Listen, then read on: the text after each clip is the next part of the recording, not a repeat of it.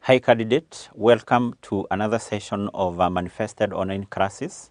So in this session, I want us we continue with the topic of earnings per share, and specifically want us we discuss on what is diluted earnings per share and the computation of the same.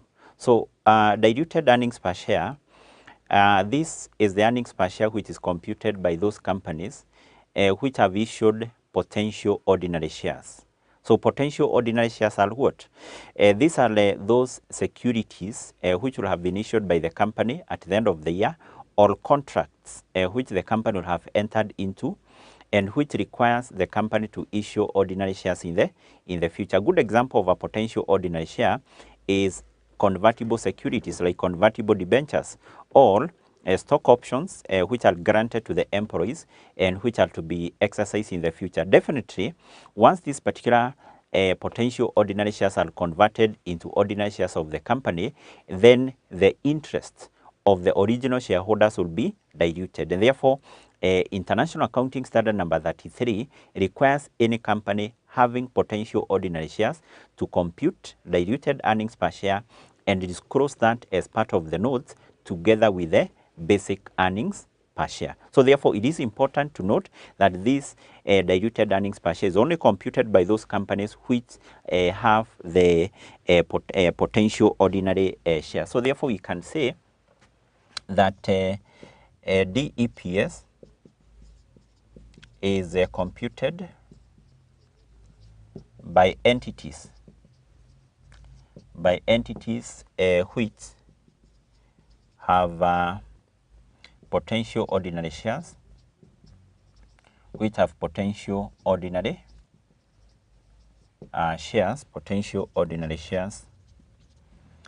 e.g. convertible debentures, comma,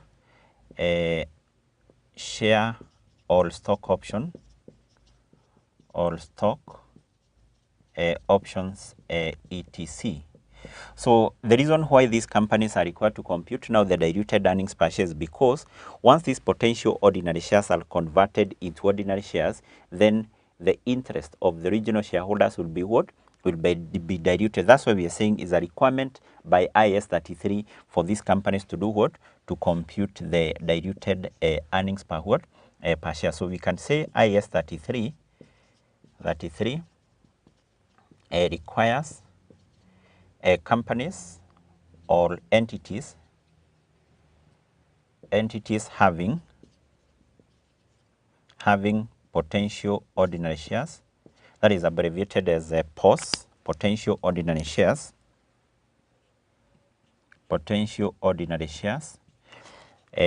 33 requires entities having potential ordinary shares to compute and disclose DEPS together now with the basic earnings per share. So this diluted earnings per share, we said it must be disclosed as part of the note now to the financial statement. So therefore, any company having POS is a requirement. It has to do what? To compute and disclose what we refer as what? The diluted earnings per share. Why? This is because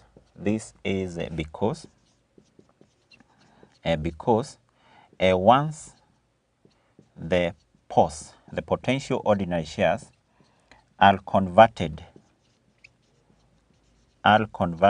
into ordinary shares, the interest of original shareholders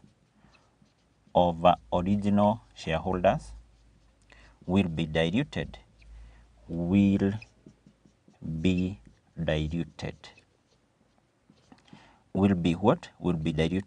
And therefore, by computing now the earnings per share, the diluted earnings per share, what the company will be doing, it will be communicating to the shareholders of the company of the earnings per share, or basically the effect of the earnings per share, the effect on the earnings per share once these potential ordinary shares are converted into ordinary shares. If, for example, a company has issued a convertible debentures, we know that the holder of these particular debentures will convert them into ordinary shares. So once they convert them into ordinary shares, so what will be the implication of that to the earnings per share of the original shareholders? That's why we are saying that these particular companies which have potential ordinary shares is a requirement at the IS 33 for them to compute and disclose what we refer to as the diluted earnings per share, together with what? The basic earnings per what? The basic earnings per share. So how is diluted earnings per share computed? So maybe you can just look on the computation of diluted earnings per share. How do we compute the diluted earnings per share? So in computing this DEPS, we compute it, or basically it's computed on the assumption that the potential ordinary shares of the company were converted into ordinary shares. Basically what that means is that if, for instance, you're given some information, you're told the company has issued convertible debentures, then for you to compute DEPS, you do what? You assume they were converted into ordinary shares during the current year, and now you ascertain the implication, or basically the effect of that conversion of convertible debentures into ordinary shares on the earnings, or basically the profit attributable to ordinary shareholders, and also you ascertain the implication, the effect of that conversion on the weighted average number of ordinary shares. So that is very, very important, that this earnings per share is computed on an assumption that the potential ordinary shares were converted into ordinary shares. So that is maybe the first important point we can say, that DEPS is computed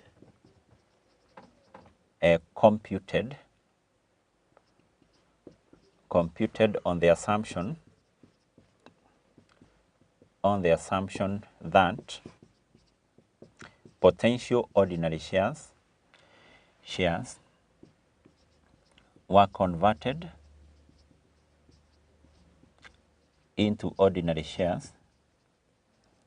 were converted into ordinary shares during the current year, during the current year. And once that particular assumption is made, then I've said that we need to ascertain, or basically an entity will need to ascertain the implication of that. If this convertible, for example, the convertible debentures were converted into ordinary shares, so what would be the implication of that, both to the profit attributable to ordinary shareholders, and also what would be the implication of that to the number of ordinary shares issued by what? By the company. Like, maybe let me just illustrate what I mean by that. Let me illustrate here. We assume that a company, or we are given some information that a company has issued, for example, 8% convertible debentures,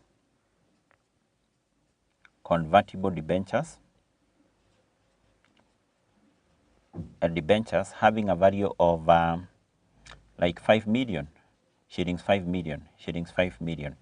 So for us to be able to compute now the diluted earnings per share given such information, then what we do is that we assume that these particular convertible debentures were converted into ordinary shares during the current year. If that was the case, then that would have or that will affect the profit attributable to ordinary shareholders, and two, the number of ordinary shares issued by this company will do what? Will reduce. Sorry, will increase, that is. And therefore, what you do once you assume that this particular convertible debentures were converted into ordinary shares, you proceed, you compute two items. One, you determine something called the increase in earnings. And number two, you also determine something called the increase in number of shares. So first of all, when we talk about the increase in number of shares, we are referring to the number of ordinary shares which would have been issued by the company on the assumption that these particular convertible debentures were converted into what? Into ordinary shares during the current year. In terms of how we compute this, is very simple, because what you just do, you use the conversion rate. Use the conversion rate which is provided to you by the examiner, to compute the number of ordinary shares which would have been issued on the assumption that those particular debentures were converted into ordinary shares. Then also determine something called increase in earnings. What is increase in earnings? Increase in earnings, this refers to the amount by which the profit attributable to ordinary shareholders would have increased with, on the assumption that these particular debentures were converted into ordinary shares. And if these debentures were converted into ordinary shares, it means that the interest payable on these particular debentures, that interest would not have been paid. In other terms, the company would have saved because that interest would not have been paid. And therefore, the profit attributable to ordinary shareholders would have increased with the interest which was paid by the company during that year, interest paid. And because this particular interest paid is tax allowable, then we take that interest net of tax. So to get the interest net of tax, we multiply that with 1 minus what? Tax rate. So therefore, what we are saying here is that in computing the diluted earnings per share, we assume that the potential ordinary shares were converted into ordinary shares during the current year. Once you make that assumption, then go ahead and determine the amount by which the profit for the current year would have increased with. And number two, you determine the number of ordinary shares issued by the company would have increased with how many shares. And once you determine these two items, then you proceed and automatically compute the diluted earnings per share, of which to compute the DEPS, we take the PATOS, profit attributable to ordinary shareholders, which is used in the computation of basic earnings per share, and then to this you add the increase in earnings.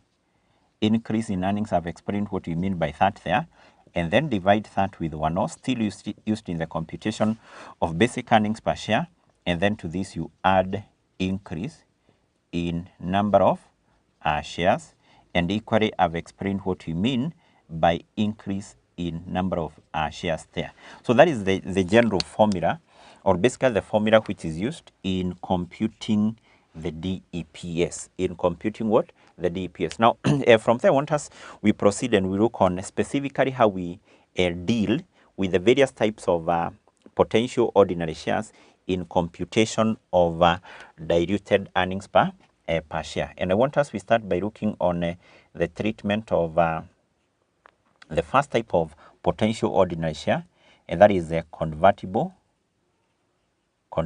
debentures,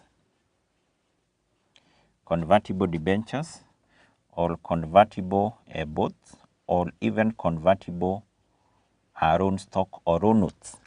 So these ones are treated in the same way when computing the diluted earnings per share, because these are types of potential ordinary shares. So if you come across some question and you're told the company had issued convertible debentures, convertible bonds, convertible own stock, the first thing you need to recall is that this is a potential ordinary share. These are financial instruments issued by the company, which require the company to issue ordinary share in what? In the future. For you to compute the diluted earnings per share, you basically assume that this particular convertible securities were converted into ordinary shares during the current year. Once you make that assumption, then you proceed, you compute two items. The increase in earnings. This refers to the amount by which the profit for the current year would have increased with, on the assumption they were converted into ordinary shares. And in terms of how we compute this, we take the interest which was paid, or compute the interest which was paid by the company during that year, and then you multiply that interest with 1 minus tax rate. Reason being that this interest is tax allowable. That's why we are getting that interest net of what? Of tax. And then also you compute something called the increase in number of shares. Increase in number of what? Shares. So, and to compute the increase in number of shares here, I've said just use the conversion rate provided. Use conversion rate provided. Use the conversion rate which is provided. But in this case, in computing this particular increase in number of shares, it is also important to note that if these convertible securities issued by the company were outstanding at the start, meaning that these convertible securities had been issued when the year was starting, then we assume that the conversion equally would have taken place from the start of the year. And that means that those shares which would have been issued on conversion, the number of ordinary shares which would have been issued on conversion would have been held for the whole year. For the whole what? Year. So those particular shares, don't weigh them on time basis because they would have been held for the whole year. But if a convertible security was issued in course of the current year, for example, the company issued convertible securities, convertible debentures, maybe 6 months to the end of the year. 6 months to the end of the year. So in that case, we assume if they were converted into ordinary shares, they would have been converted from the date of the issue.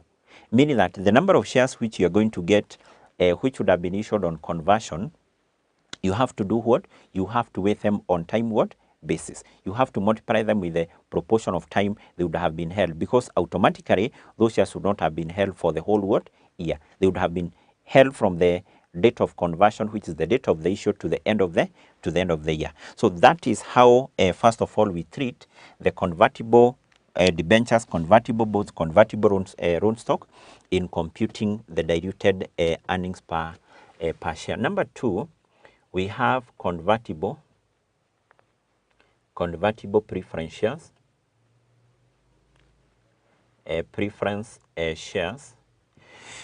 So this is still a potential ordinary share. Reason being that these preference shares are convertible, means that the holder of these particular preference shares can convert them into ordinary shares. So equally, if you come across a question, you're told a company had issued convertible preference shares, for the purpose of computing DEPS, you assume those convertible preference shares were converted into ordinary shares during the current year. As a result of that, you proceed equally compute the two items. You compute number one, increase in earnings, of which the increase in earnings here is equal to the preference dividends,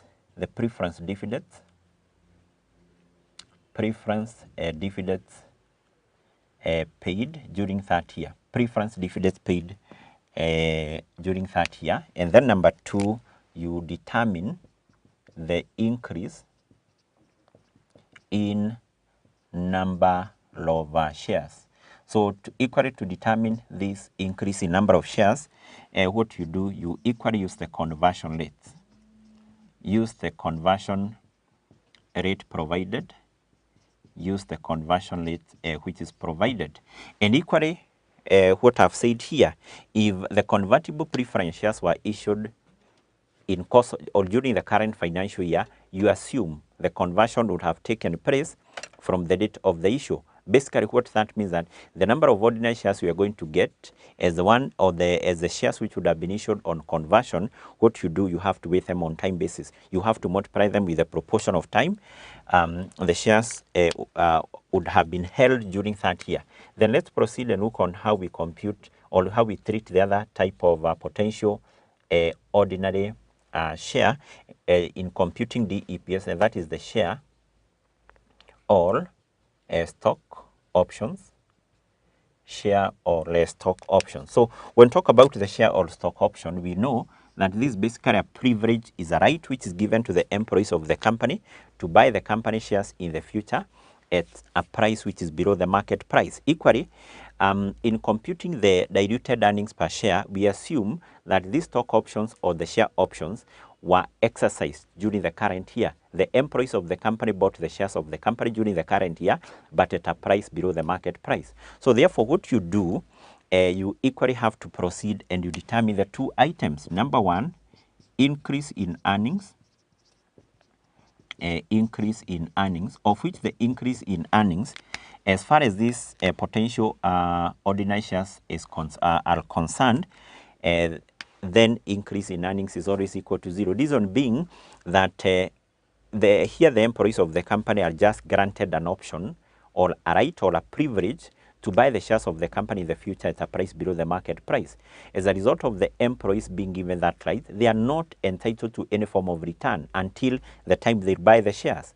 So therefore, even if they bought those particular shares of the company during the current year, that action by the employees will not affect the profit attributable to ordinary shareholders, simply because they are not entitled to any form of return. So by exercising that option, the company will not save anything, so the profit attributable to ordinary shareholders will not be affected. It will not increase. That's why we are saying increase in earnings for stock option is always equal to 0. And then number 2, we determine the increase in earnings. Remember, the increase in number of shares, not increase in earnings.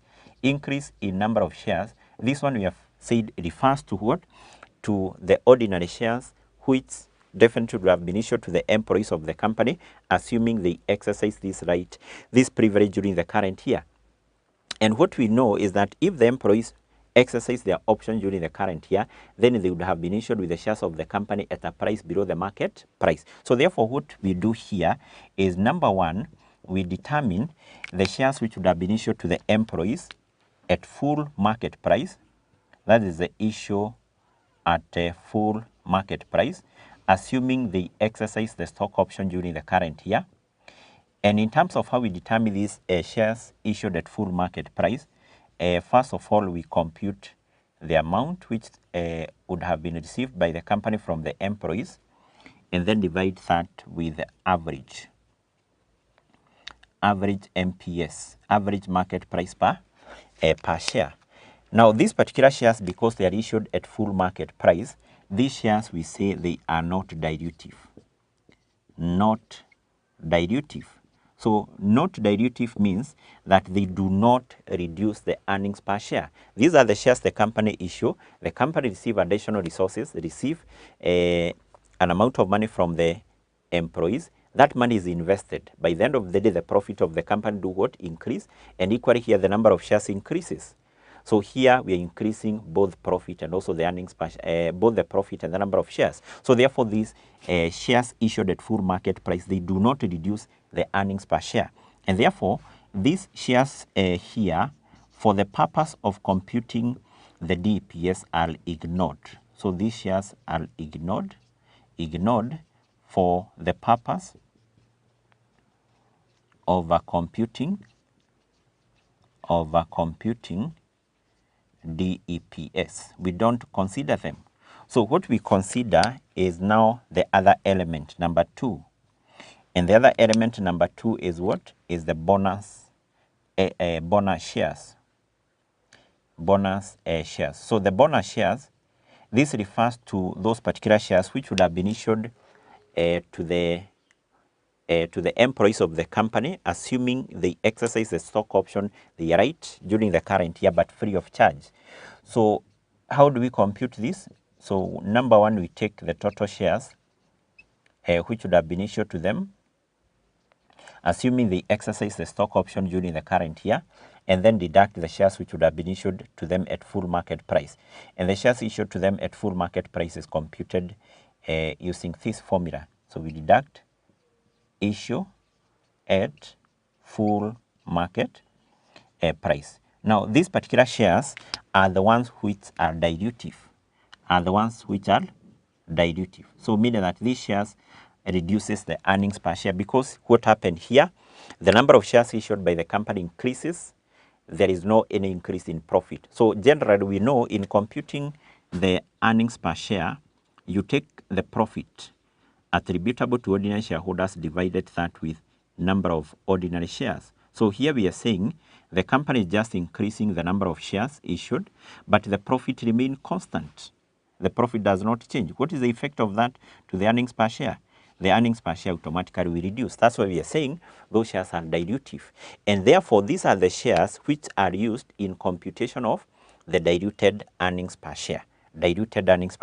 So therefore, the increase in earnings here, as far as the stock or share option is concerned, we say this is equal to the bonus element or the bonus shares. So those shares which are issued free of charge are the ones which are considered here.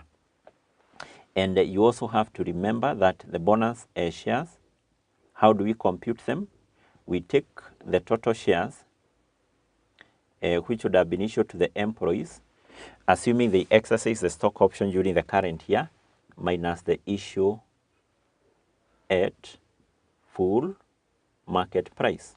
Full market price. And also it is important for me to mention here that this particular bonus shares, we consider them as dilutive.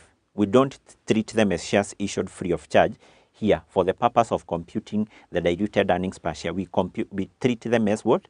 As dilutive number of shares. So meaning that if this particular stock option or the share option was granted to the employees during the current year, then the dilutive number of shares which you get here, which are equal to the bonus shares, those shares will also be weighted on time basis. If the stock option, if the share option was granted to the employees during the current what? During the current year. So that's basically how we deal with the share or the stock option. And then next we have number 4, we have part 3 paid shares. Part 3 paid shares. So part 3 paid shares, these are those shares issued by the company at full market price, but at the end of the year the shares will not be fully paid. So these particular shares are only considered to be potential ordinary shares if by the time the shares will be fully paid for, the market price per share will have increased. That is the only time we consider them to be potential ordinary shares, and therefore we use them in computing the diluted earnings per share. But if by the time the shareholders will be fully paying for these shares, the market price will not have changed, they are not considered to be potential ordinary shares. So therefore, they are only considered to be potential ordinary shares when or we can say they will only be considered to be potential ordinary shares if by the time the shares will be fully paid for, the shares will be fully paid for, the market price per share will have increased. Market price per share will have what? Will have increased. And therefore, in such a case, what you do is that you compute those particular shares which will be issued free of charge. Because if, for example, the shares were issued to the employees, to the shareholders, or even to the members of the public at a price of like 20 shillings, and maybe at the end of the year, the shareholders will not have fully paid for their shares. Let's assume that those shares which will not be fully paid for at the end of the year are 1 million. So, but now at the time they will be paying for these shares, the market price will have increased to 40. So remember here the shareholders will still pay the price of 20 because the shares were issued to them at a price of 20. But at that time, the moment they are fully paying for their shares, the shares are trading at a price of 40. So meaning that they will pay a price which is less than the market price per share. And basically the concept for share or stock option also applies here. Some of the shares will be deemed to be issued to them at full market price, whereas other shares are deemed to be issued free of charge. So therefore, what you consider here are the shares which will be issued to them free of charge. You consider the bonus elements or the bonus shares. So in the bonus shares, the formula is just the same here. So the total shares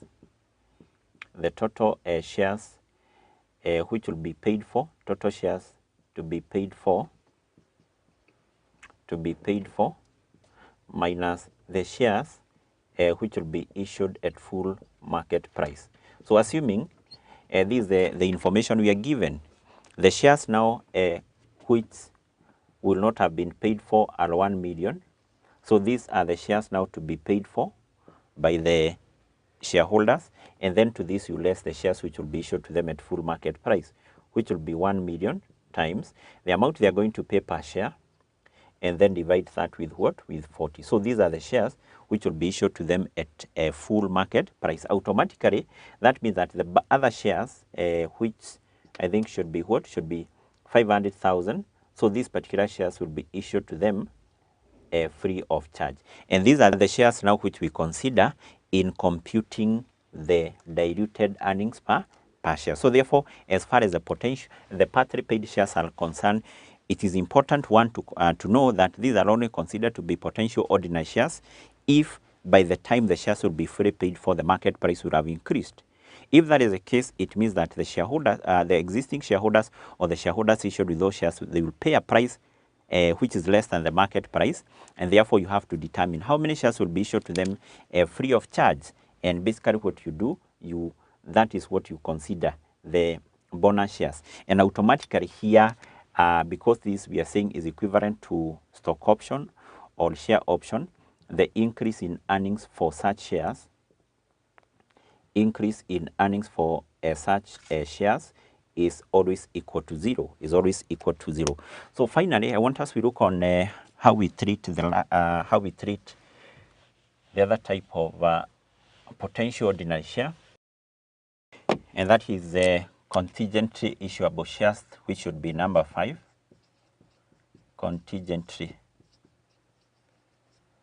issuable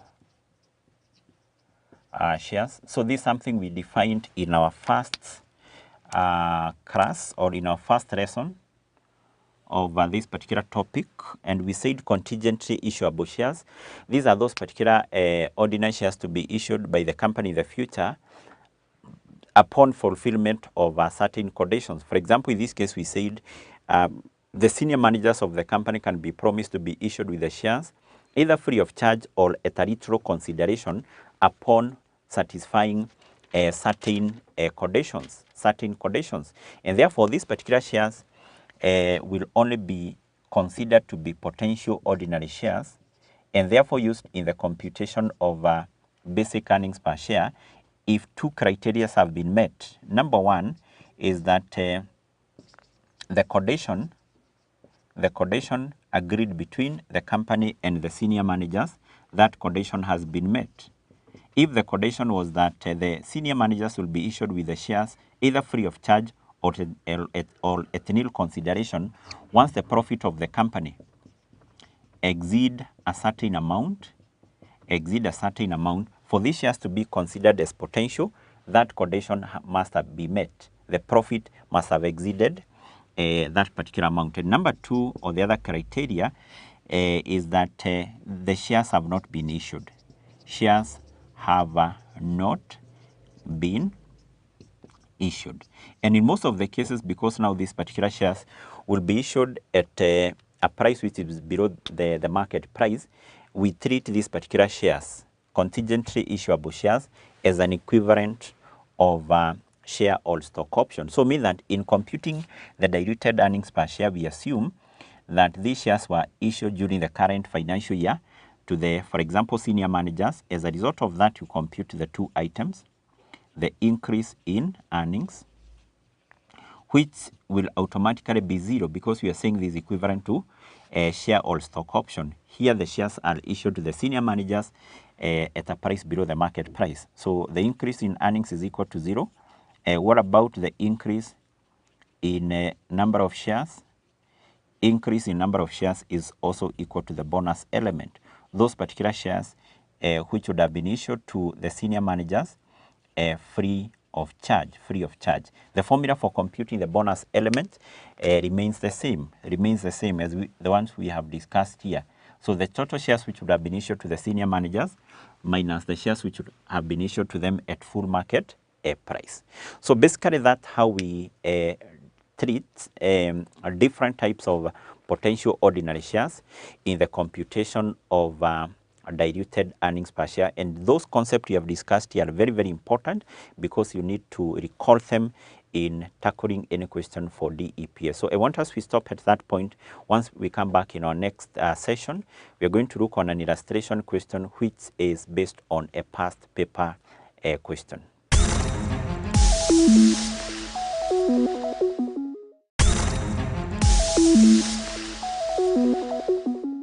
Hi candidate, welcome to another session of Manifested Online Classes. And I want us to continue with the topic of earnings per share. So this is our lesson number 3. In the previous lessons on the same topic, we defined what is earnings per share. We looked on the significance or basically the benefit of earnings per share. And also we were able to define some few terms. In lesson number 2, we defined what is basic earnings per share. and actually looked on how basic earnings per share is computed, and also we discussed on some of the reasons as to why the number of ordinary shares issued at the start of the year may change. So in this session, I want us to do an illustration question regarding the computation of basic earnings per share. And that illustration question is based on a past paper question, and the question is November 2019, which is question number 5A. So we go through the question and then we see what the examiner was requiring. So the question reads, Dakika Limited has prepared its consolidated financial statements for the year which ended 30th September 2019, extract of which are shown below. Also provided below are extract of the consolidated financial statement for the year to 30th September 2018. So we are given some information for 2 years, the year which ended 30th September 2018 and 2019. So number one, we have profit before interest and tax. We have the finance cost. We have the tax charge. We have the ordinary dividends paid, preference dividends paid, and profit attributable to non-controlling interest. And then you're told you have also obtained the following information in respect of company's share capital. Number one, you're told the ordinary shares as that is ordinary share capital as at 1st of October 2017 was shillings 15 million, made up of shares of shillings 5 par value. Number two, you're told Dakika Limited issued some 500,000 shares at full market price on 1st of January 2018. And number three, we are told Dakika Limited also made a right issue of two new ordinary shares for every 10 ordinary shares held as at 1st April 2019. The right issue price per share was shillings 42.5. Market value per share as at the same date was shillings 48. Number four, we are told Dakika Limited also had 1 million 6% shillings 10 par value non-redeemable shares as at 1st of October 2018. So from that particular information, what the examiner was requiring, number one, is we compute the basic earnings per share, BEPS, for the year which ended 30th September 2018. And number two, we compute the the basic earnings per share for the year which ended 30th of September 2019. So here we are required to compute the BEPS, basic earnings per share, for 2 years. And what we said is that in computing the basic earnings per share, we take the profit attributable to ordinary shareholders, we divide that with the weighted average number of ordinary shares. In other terms, we take the PATOS, divided that with what? With the one-offs. So that is the first thing we need to have here. That is the formula for computing the BEPS for the first year which ended 30th of September 2018. So the formula here is that we take the PATOS, which in full is the profit attributable to ordinary shareholders. We divide that with one-offs, weighted average number of ordinary shares. So we need to compute these two items. We start by determining the profit attributable to ordinary shareholders. And we start with that for the first year which ended 30th of September 2018. So in terms of how we compute this, we said we take the profit for the year, or the profit after tax, less the preference dividends for that year, and then we less any profit attributable to non-controlling interest. So what you're given in that particular question, we don't have the profit after tax, but we have the profit before interest and tax. So what we need to do for us to get the profit after tax, we take that profit before interest and tax, we less interest, and also we less now the tax, so that we get now the profit after tax. So to get the profit after tax, so we're going to take the profit before interest and tax, and we are starting with the year 2018, which is given as 7012.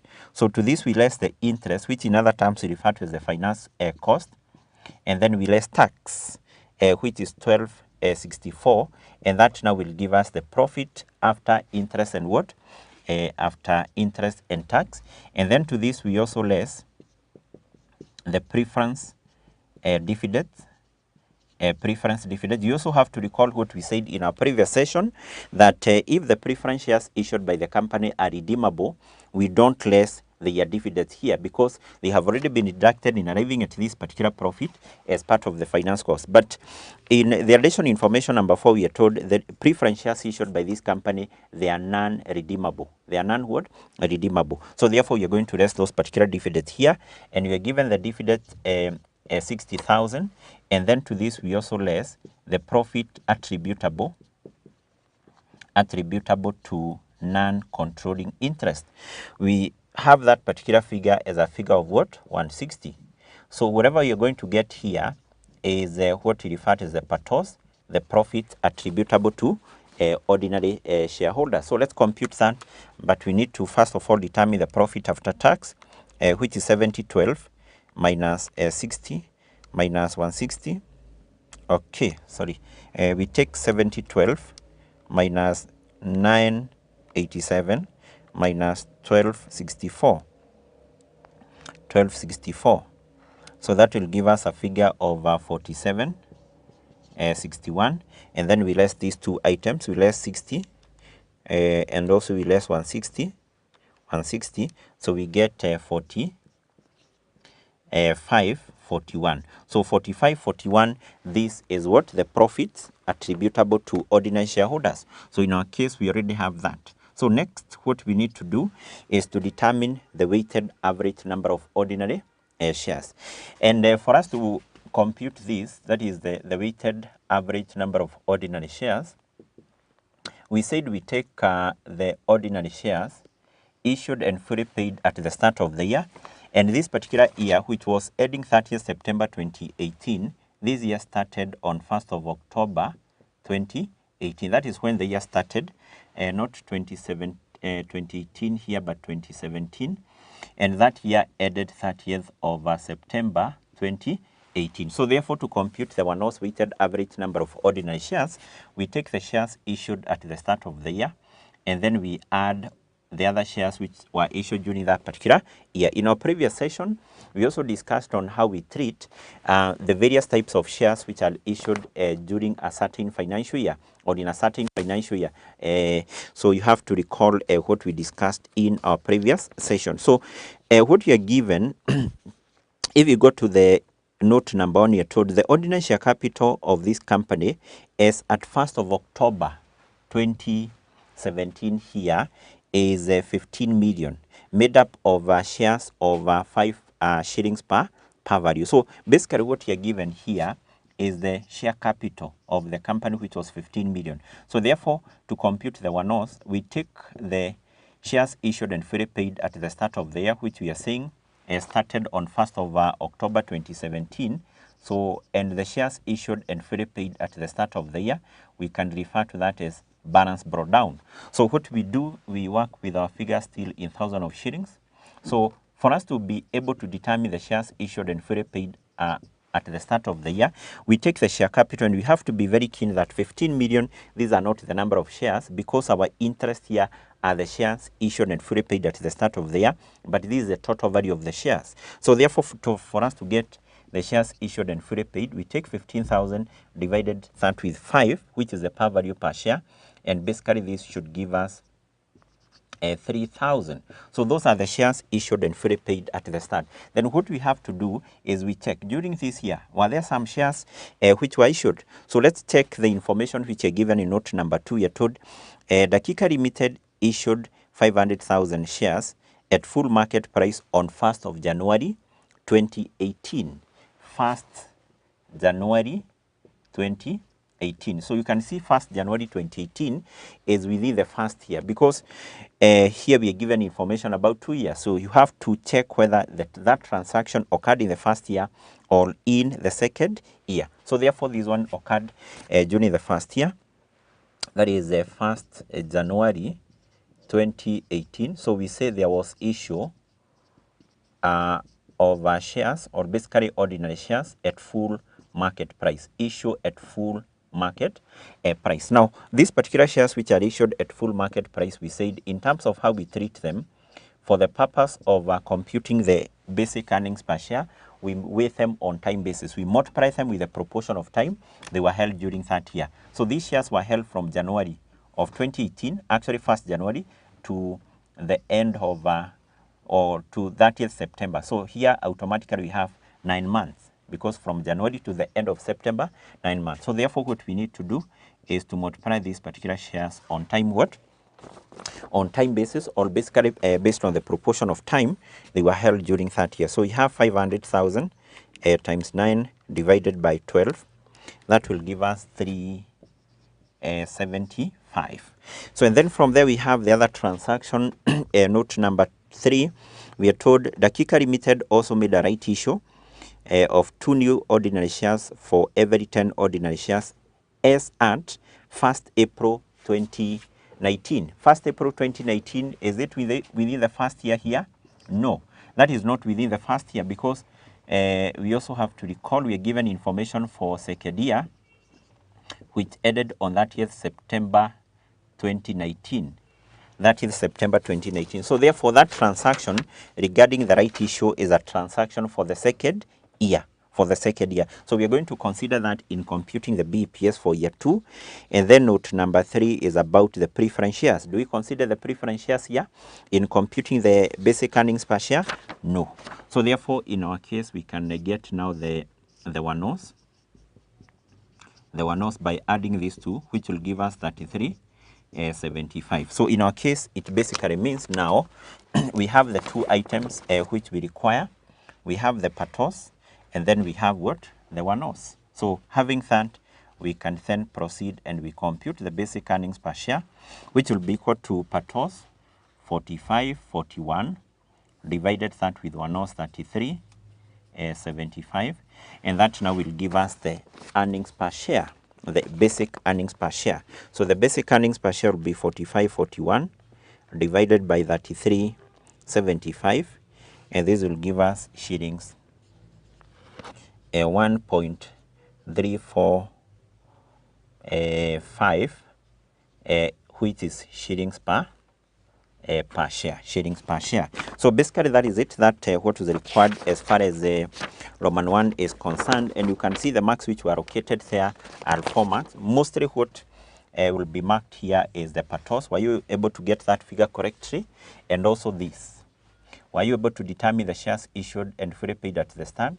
And also, were you able to treat or basically to deal with those particular shares issued at full market price? Basically, by doing that, you get your 4 marks. You get your 4 marks. So let's move to Roman 2 of that particular question there, whereby we are required to compute the basic earnings per share for year 2, which ended 30th of September 2019. So Roman 2, BEPS, basic earnings per share, for the year which ended 30th of September 2019. So the formula for computing this remains the same.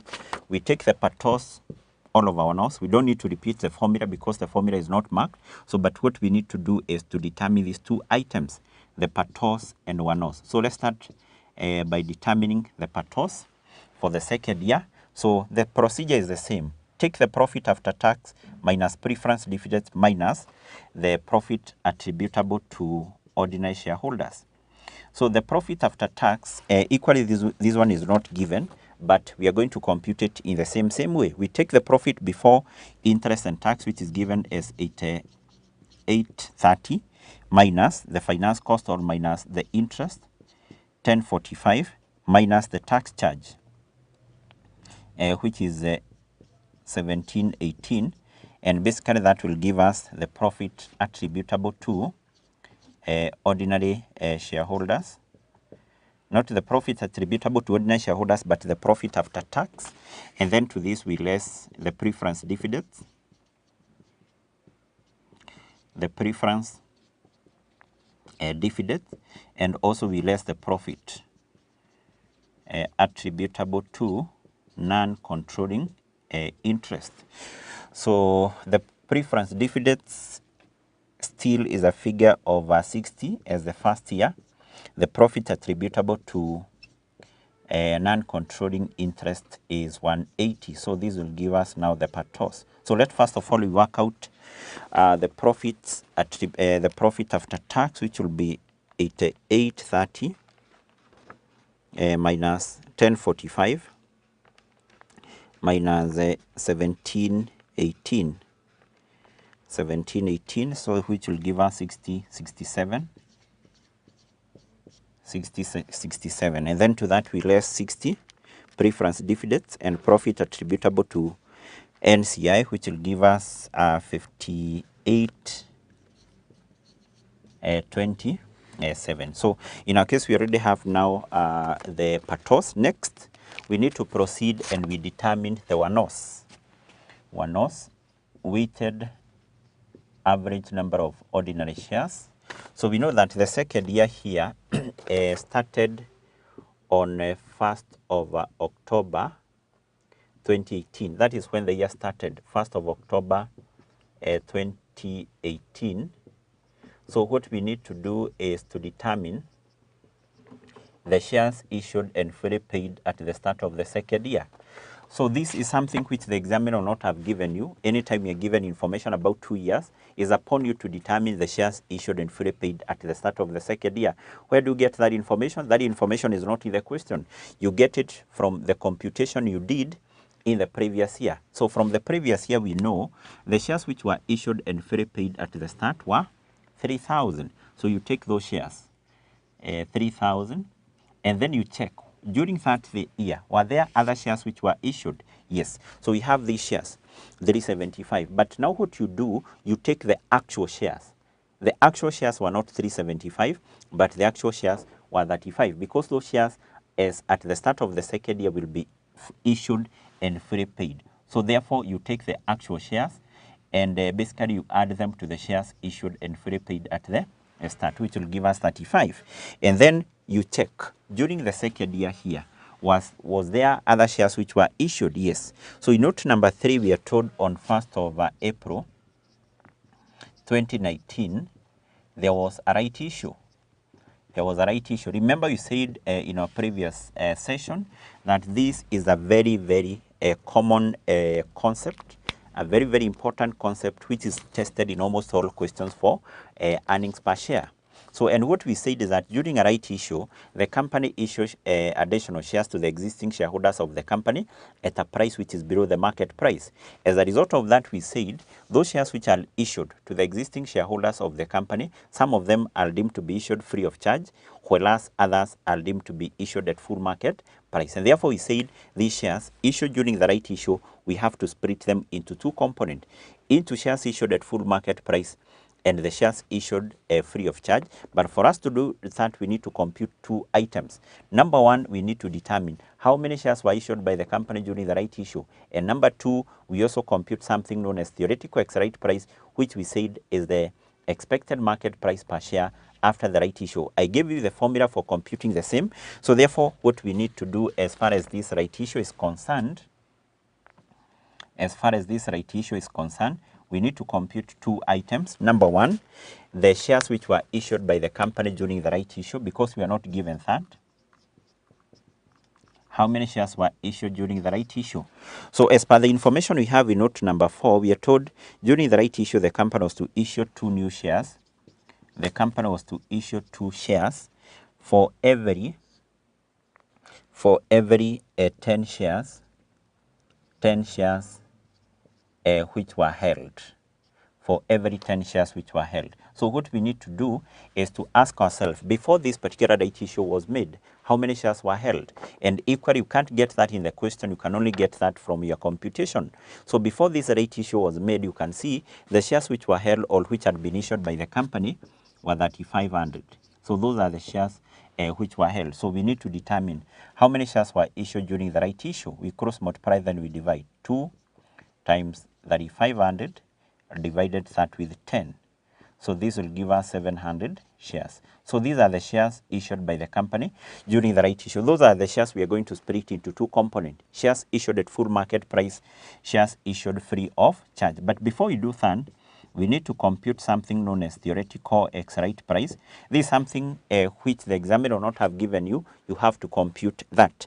So there is a formula which we use and which you covered in FM, Financial Management Intermediate level, but I gave a very simple approach of computing this in the previous session, because if you go back to the information which we have, there is some information or some details I want us we get there from note number 3. We are told in the last sentence of note number 3, the right price per share was 42.5. So mean that because during the right issue, the company was to issue 2 shares for every 10 shares which were held before, these 2 shares which were to be issued by the company during the right issue, each share was to be issued at 42.5. But now, the shares which were held, or basically the market price per share before the right issue was 48. So that information, we need to have it here. So and therefore, once you have that information, we said you come here and you say, before the right issue, if you held 10 shares,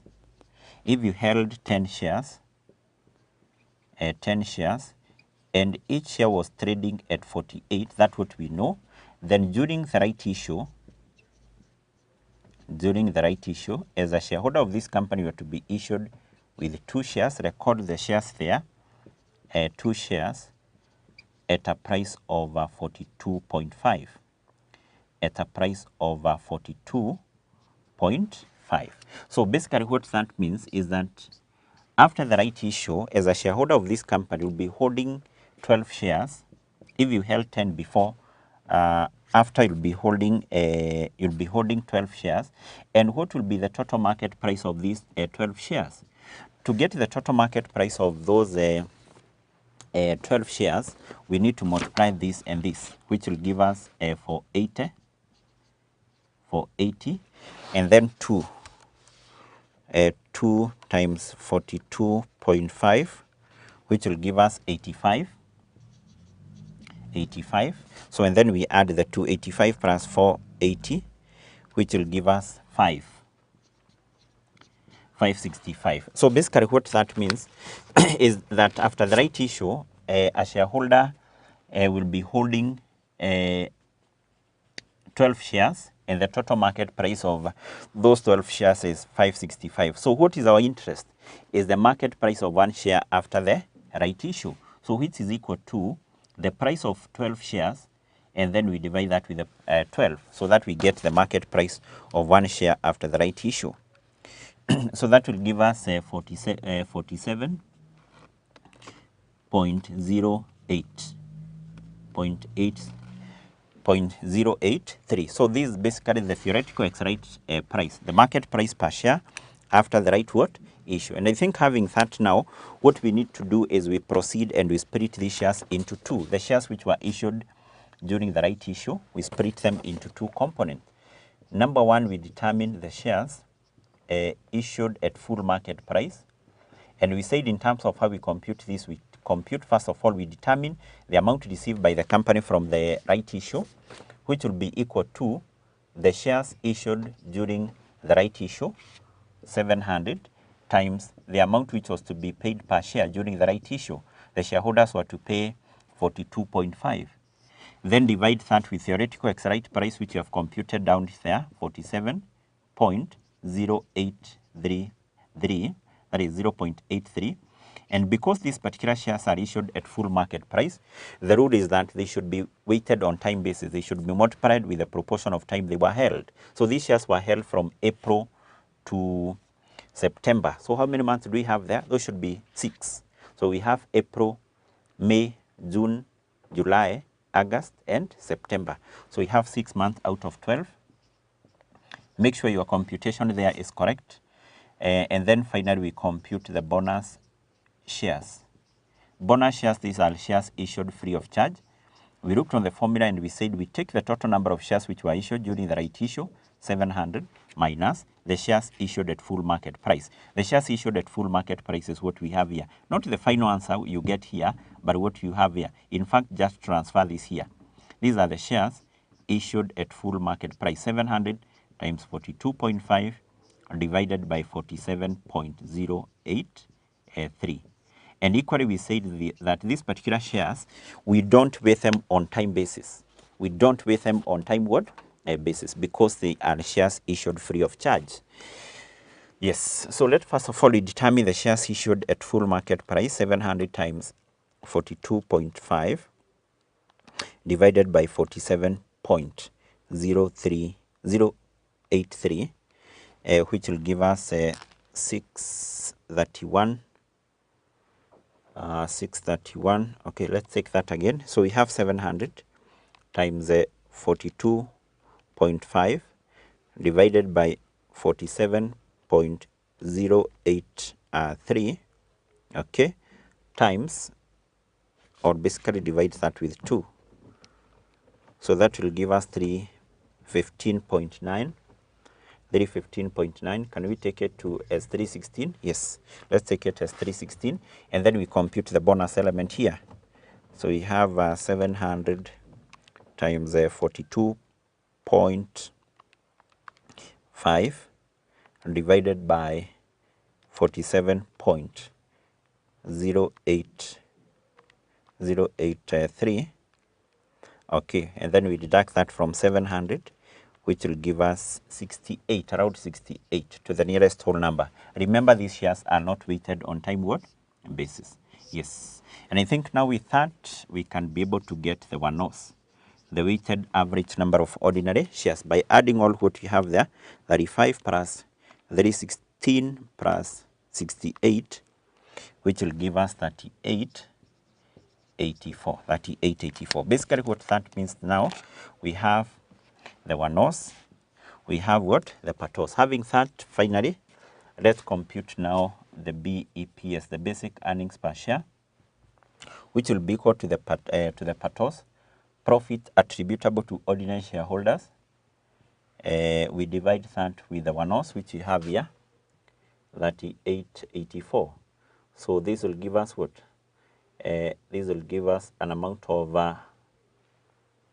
what? Okay, that is 5827 divided by answer, which will give us 1.50, 1.5 what? 0. So that is it. Basically, that what was required as far as that question says is concerned. And how many marks were allocated in that particular question there? 6 marks. So definitely 1 mark, or basically this was one of the items to be marked there, the profit attributable to ordinary shareholders, and determining the number of ordinary shares issued and fully paid at the start of the year, and also computing the number of shares issued during the right issue, splitting them into 2 components, into shares issued at full market price, the bonus element, and also this particular price here, the theoretical exercise price, mostly that is allocated a mark, because most of the students have a challenge in terms of how to compute what? That. And basically by doing that, a candidate secured how many marks? 6 marks. So therefore that is it, that what the examiner was requiring as far as that question for November 2019, question number 5A is concerned. And that is all about the computation of the basic earnings per share. So once we come back in our next session, I want us to discuss on the second type of earnings per share, the diluted earnings per share. We look on how it is computed, why companies are required to compute the diluted earnings per share. And then from there, we look on an illustration question, which is also based on a past paper question. So see you in the next session.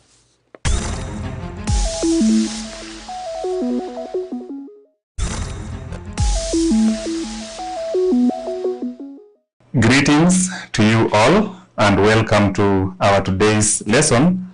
My name is Nicholas Sikali. Our today's lesson will focus on pivot tables in Excel. Pivot tables are a powerful tool that is used for data analysis in Excel, and it enables you to interact with huge sets of data in a way that you want. So for pivot table, you can be able to summarize huge data set, and come up with some more tables that will be able to make you understand the data that you have better. So in pivot table, you will will analyze data interactively, come up with other tables, and be able to make more viable interpretations and decisions from the new tables that will be created from one table, of course, which we'll be having at the initial point. So welcome, and I believe you will enjoy this session. So with me here, I have a huge data set which we'll be using to be able to explore our data table techniques, or our pivot table techniques. You can see with me here, we have the order ID in column A. Order ID in column A, it moves up to all the way to 213. We have the second bit. You have the second bit here, which is product. Different products like carrots, broccoli, banana, orange, all the way. There is category. Of course, they are categorized either into vegetables or fruits. We have amounts that were sold. We have the dates that each one of them was sold. And we have the specific countries that relate to that. So we want to make interpretation from this particular table, you can see. And within a short period of time, if you are to be asked, which country do you think made the most sales?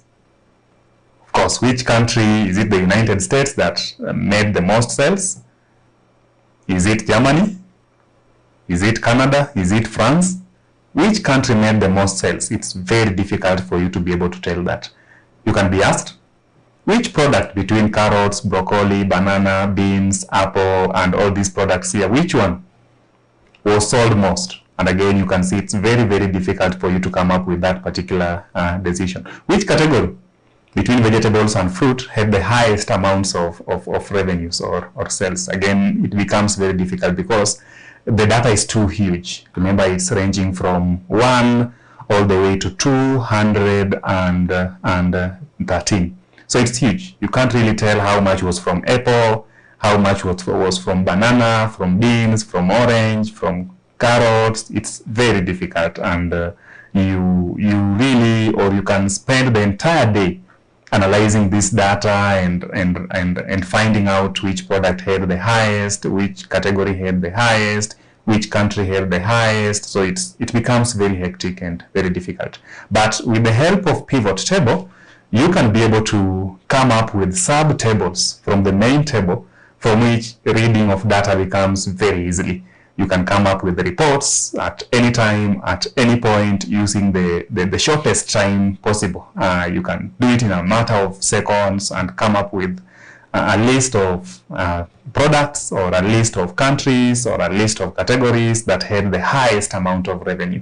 So welcome, and I believe this session will provide you with an opportunity to be able to interact with this huge data set and break it down into sub-reports that can be able to help you to make decisions using the shortest time possible. So pivot tables. And for you to be able to access pivot tables, they are inside the insert menu, and you can be able to see pivot table here. So insert menu, and you can be able to see pivot table here. And when you click on it, of course, you can see that you have an opportunity to be able to do it from a table, and you can also be able to do it from an external data source. So it can either be from a table or a range. When you click on from a table or a range, it means you have to select all this. To make your work easier, instead of, again, this is a range now, selecting the range, to make your work easier, you prefer, or personally I prefer, making pivot table from a table and not from a range. From a table and not from a range. That is what I personally prefer. But you can also be able to make it from a range, as we are going to see. Now first, I want us to format our data in form of a table. We want to format this data in form of a table so that it's arranged in form of a table. Of course, we have advantages of formatting data in form of a table. That is, in case you add a new data like 214, the table will automatically be adjusted. So that is very important. So let us format our data in form of a table. That is, you click inside anywhere in your data. Just click inside anywhere here in your data. You click inside anywhere. not outside, but anywhere, just anywhere inside your data. Then go to the home menu. Under the styles group, you can see the styles group here. There are three things: conditional formatting, format as a table, and cell styles. I want us to use format as a table. So our data now will be formatted as a table. You click on the arrow, you pick any style. You can go for any style here. I will go for a style which has some blue, and let me pick that. Now our data, you can see the range has been picked to the end. Nothing has been left out, all the way to 213, all the way to column F. So all the way to F214. F214 has been picked.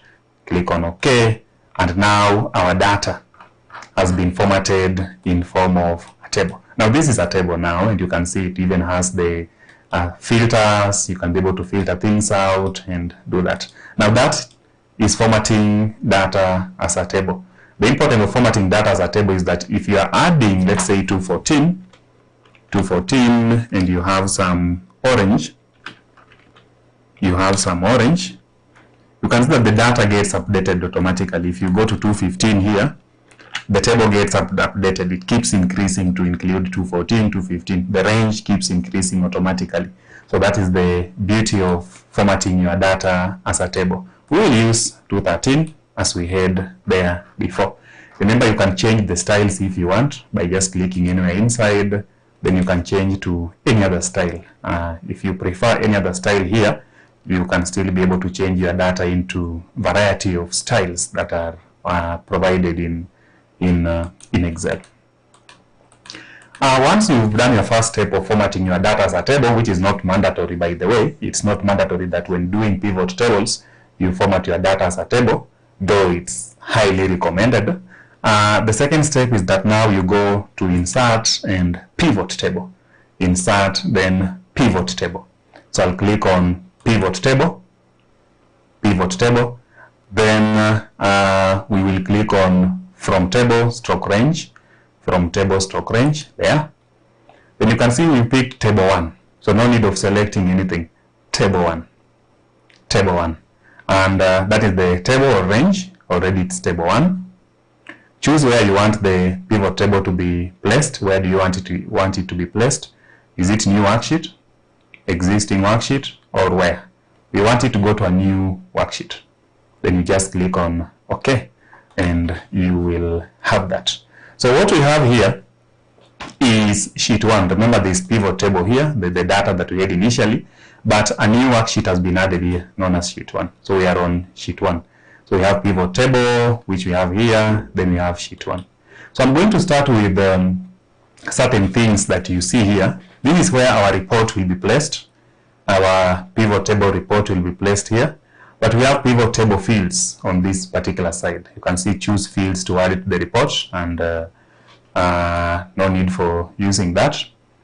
There is also these particular fields here. You can see order ID, which was the first one here. You can see the order ID.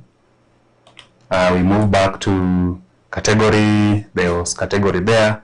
There is amount, there is date, there is country, and so many things. You can be able to go to more tables if you want. Now there is dragging the fields above between the areas below.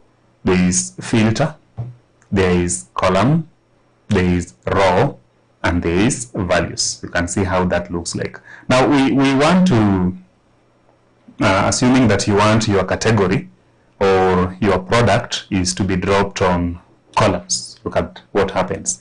If you want your product to be dropped in columns, that is what happens. Let us unpick. I want to drop products in rows. And this will come here that way. So products in rows. You can see products in rows, and our report is building up. Then I want to see these products. What are the values attached to them?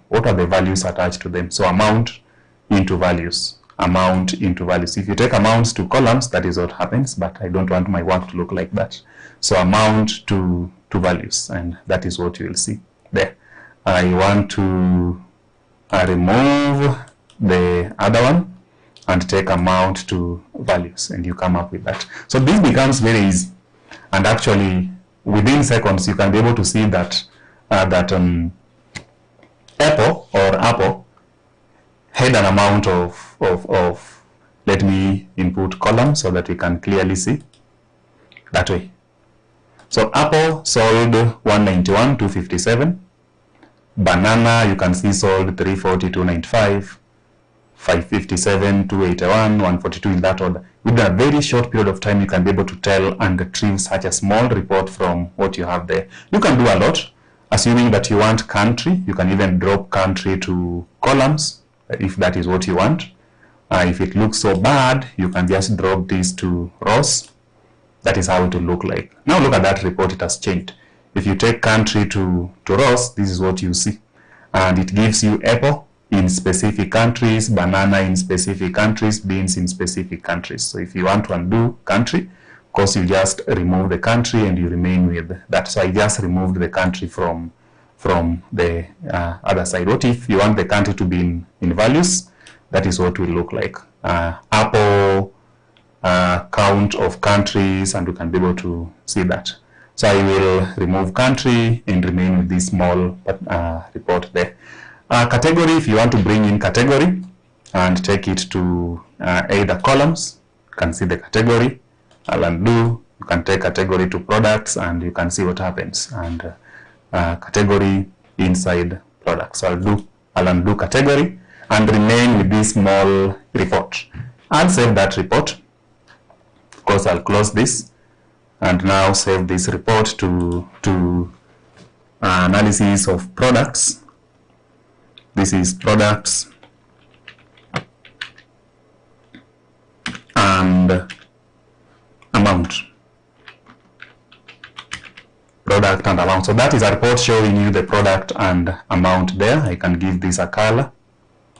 Product and amount. This one I can also give it a color red on the other side. So we have, of course, let me move this before product and amount.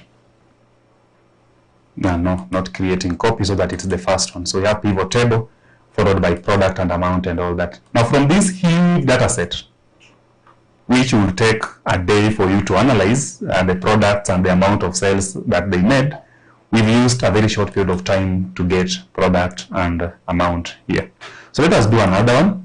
Again, pivot table, insert pivot table, then here, then same range, then okay. We want to do another one. What if it is category? So you take category and put it inside rows like that. Which category led? So category against amount or against values. You can see categories against values. And you can see vegetable and also the other one. I will include the zeros and the commas. The category that led was fruits, which was at 693,069. Vegetables followed at 336,665. So I will rename to category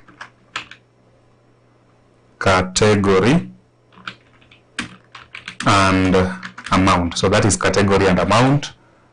Then I will give it a color from which we can move it to end. So we are moving it to end. Then okay. So now it is at the end. You can see category and amount. Again, from this data set, we want to do another pivot table, which is a bit more complicated, including so many things. So pivot table, then okay.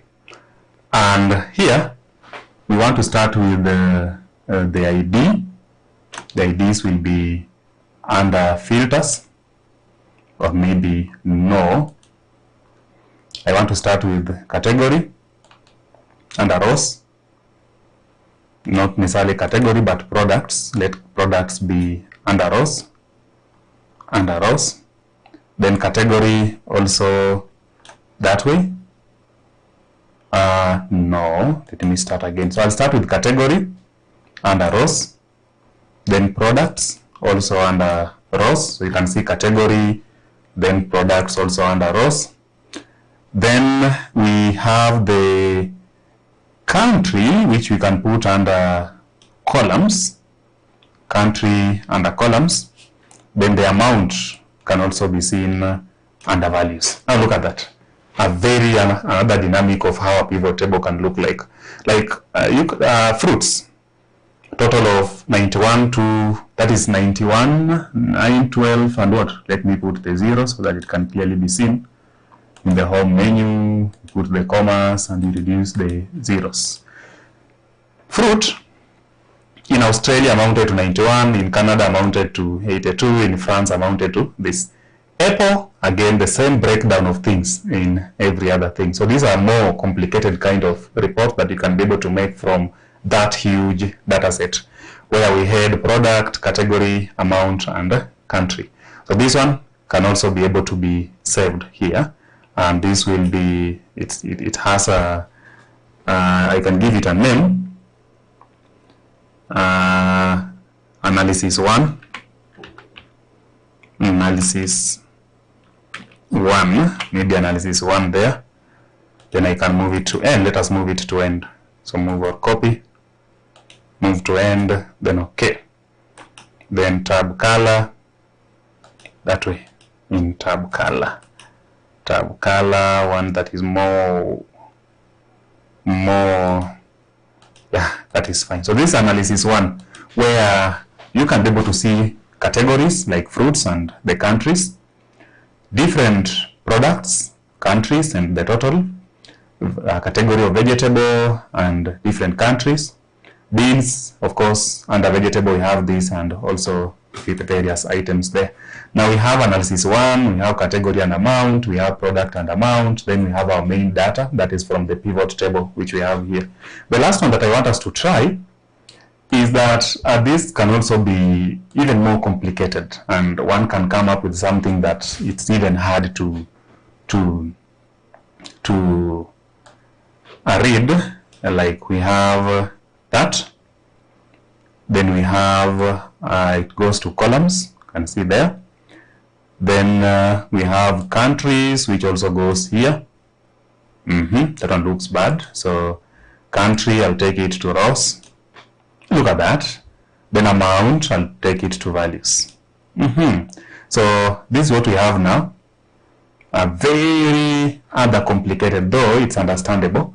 Like fruits, vegetable, and grand total on the other side. You can select and give it some, select home, then the zeros after the commas here. We reduce the zeros to what we have there. Now look at the first one. Fruits, there is apple and vegetable, of course, from different countries and all that. Now this is another set of pivot table, which we can call analysis 2. So this one can be analysis 2, like that. Then move this to end, move this to end, and of course it's at the end there. Can give it a color, and this can be that one of a color. Now look at that. We started with the data from which making a decision was very difficult. Somebody would ask you a simple question and one cannot even tell, like, which category between fruits and vegetable had the highest. You will take so much time, but with pivot table you can quickly get here. Now which product had the highest? With pivot table you can be able to see that it is our bananas that took the highest. You can see category and amount, this analysis 1, this analysis 2, and so many things. One can do a lot. For instance, you can get another pivot table and say, okay, and just do these things randomly. Like you want this to come here, you want this to come here, and no, I'll do away with that. You want this to come here. You want the countries to come under category. You also want the countries to go under columns, and that one looks bad. You want the amount to come here. This is another set of pivot table that you can come up with. So this one can be given analysis 3. So you can do a lot of analysis from your pivot tables, comma, then we will reduce that to that point. So this will be analysis 3 of pivot table. Again, this can be interpreted. We have fruits and other fruits. You can see countries, and this one is giving you different items, vegetables, and also different items here. So this will be analysis 3. After changing the color, we'll give it analysis 3. Analysis 3 in that order, and clearly it's now taking shape. We'll move this to end, so move or copy so that it's taken to the end, and okay, this can always be closed and we remain with our data here. Now we have the first one, which was pivot table, our data which we formatted as a table using this option. We did a simple one here, that is product and amount. There is category and amount. There is analysis 1, this analysis 2, and this analysis 3 of doing this pivot table. And remember, pivot tables usually go as well alongside the pivot charts, which is also done the same way. So up to that point, I believe that you should be in a position to do pivot tables. The file that we used will be shared below the video description so that you can be able to do your practice. You can be able to do practice on your own and come up with various summaries from a huge data set. That means you work with your data interactively and come up with so many other reports from the main table, which can be used for various decision-making ideas or analysis of data to come up with different views. Bye for now, and see you again.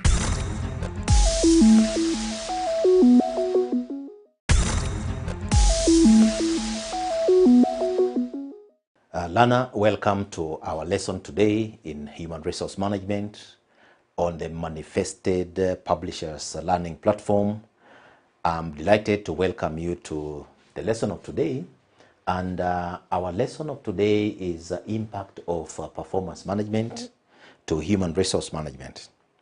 So it should be noted that performance management assists an organization to monitor. Performance management assists an organization to monitor employee performance and provide indicators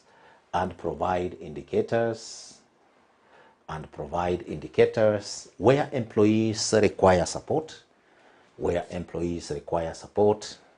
and areas that require interventions, So for learners, performance management is critical. And if the performance of workers is not monitored, an organization may not have information regarding the areas where workers may want to be assisted, and that hence the importance and the value of performance management, which is expected to monitor, is expected to obtain feedback, is expected to recommend intervention measures, with a key element of ensuring that performance is sustained or is exceeded in relation to individual and organizational objectives. So we want to have a look at the impact of performance management to human resources.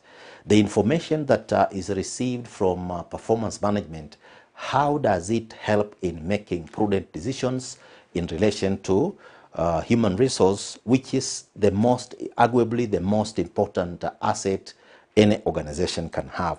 So in one of the areas in which performance management may have an impact is that when feedback is obtained, this can help in reviewing employee performance to enable employees perform better.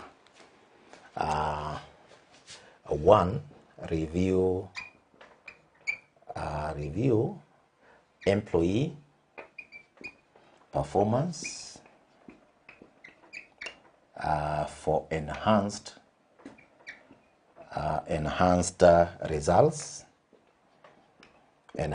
So when performance management information is obtained, that performance management information may help in reviewing the performance of a given employee within a given organization, so that if the employee has performed at the level of, for example, 55%, then that employee could be subjected to intervention measures that can help enhance the performance of that particular employee, maybe to a level of 60 or maybe 65.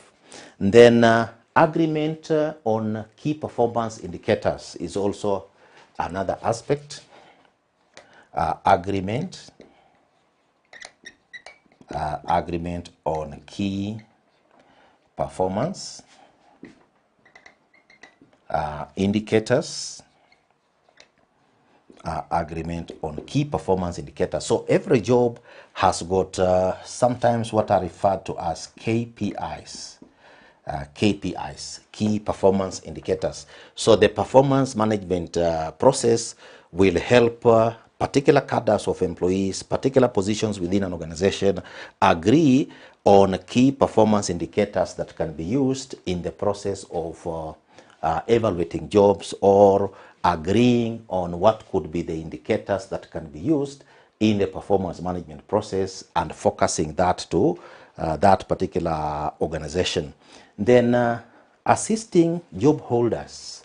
Performance management can also help in assisting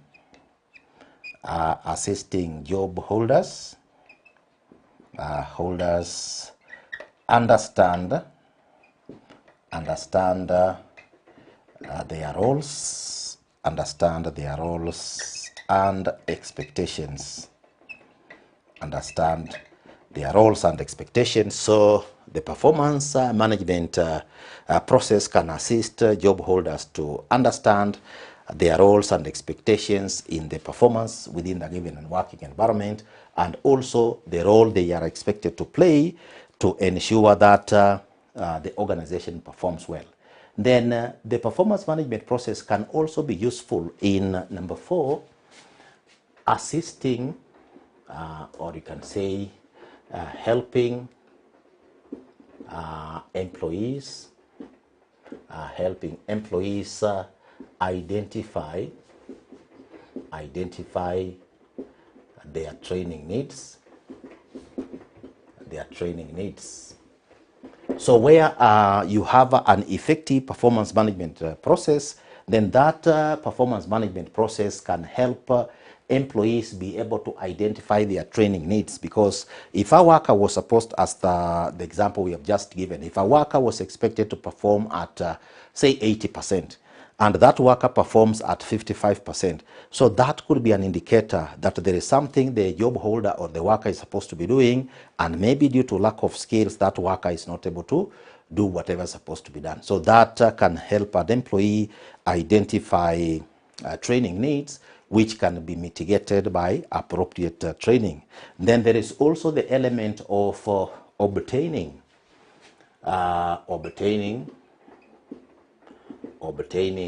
feedback.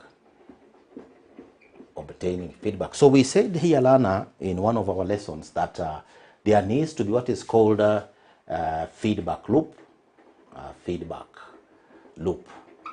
So in the process of performance management, you have the supervisor, you have the employee. So there has to be a communication from supervisor to employee, from employee to supervisor. So that performance process becomes effective if the supervisor is communicating to the employee is communicating to the supervisor. So you have a loop that basically helps these particular levels to communicate. And if that communication is effective, the performance management process helps in improving human resources in terms of communication, in terms of how they basically work within that particular setting. Then number 6, addressing challenges of substandard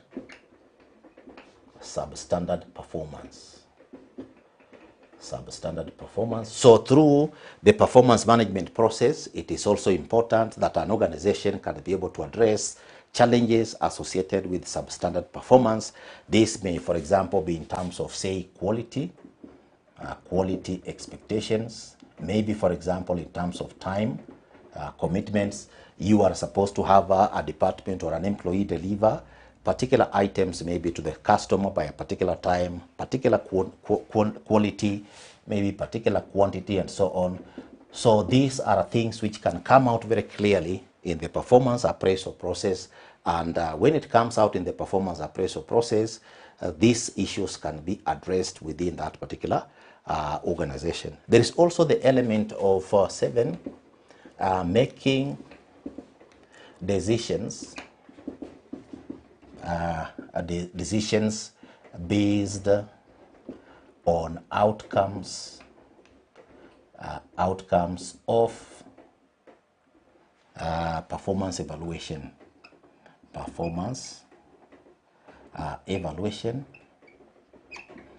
or management.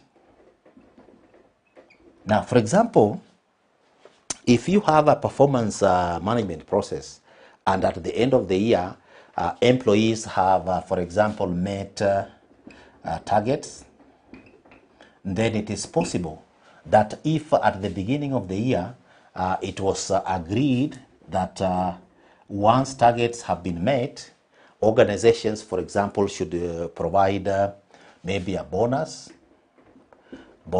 or what you call performance related pay, or other rewards could be given based on the performance management process. So it means where workers have now performed and the performance management cycle has come to an end, then certain decisions can be based on the outcome of this particular this particular performance management outcomes, and that may have an impact on employees in that particular organization. So that is also one of the ways through which performance management can impact human resources in a given organization. Then there is also the element of maintenance of equity. Maintenance of equity. So if you have a performance management process that is effective, then it is also important that an organization can use this to maintain a balance when it comes to work and benefits, for example, so that if you are talking about equity, then you may want to give rewards maybe to a team. So if you have what you call team rewards, so these rewards are given to teams, so workers cannot say they have been segregated or there is an element of bias in terms of that particular environment and so on. Then this can also, information can also help in assist in design of job design. So the way jobs are linked,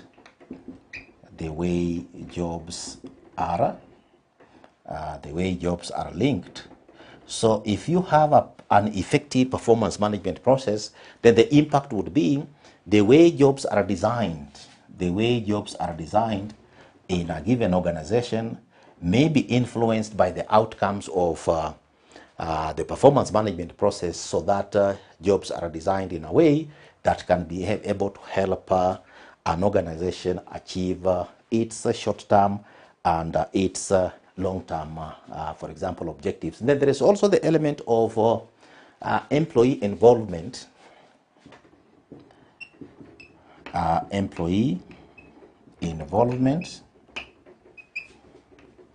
and engagement. Employee involvement and engagement. So if you look at it, dear learner, critically, what happens in a performance management process, this is a collaborative process, okay? Collaborative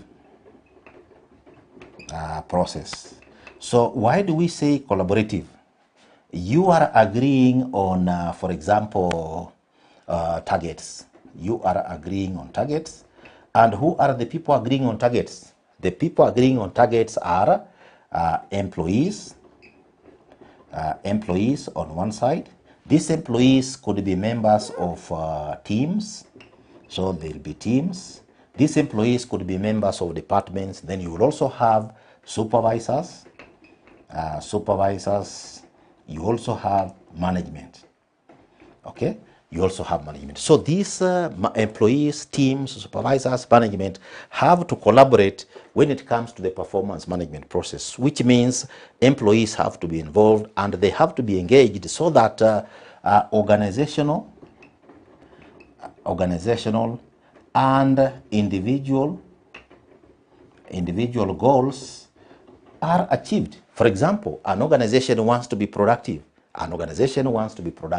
So if an organization wants to be productive, so that organization can be able to achieve its productivity through the workers. Workers also want to get a bonus. Workers also want to get a promotion. Workers want to get paid. So that then becomes a collaborative process, and it has an impact on how workers and managers work within a given setting. So Lana, today we have concentrated on impact of performance management to human resources, and we have said at the beginning of our lesson today that performance management is expected to assist an organization to monitor employee performance, provide indicators where employees require support, and areas that require interventions.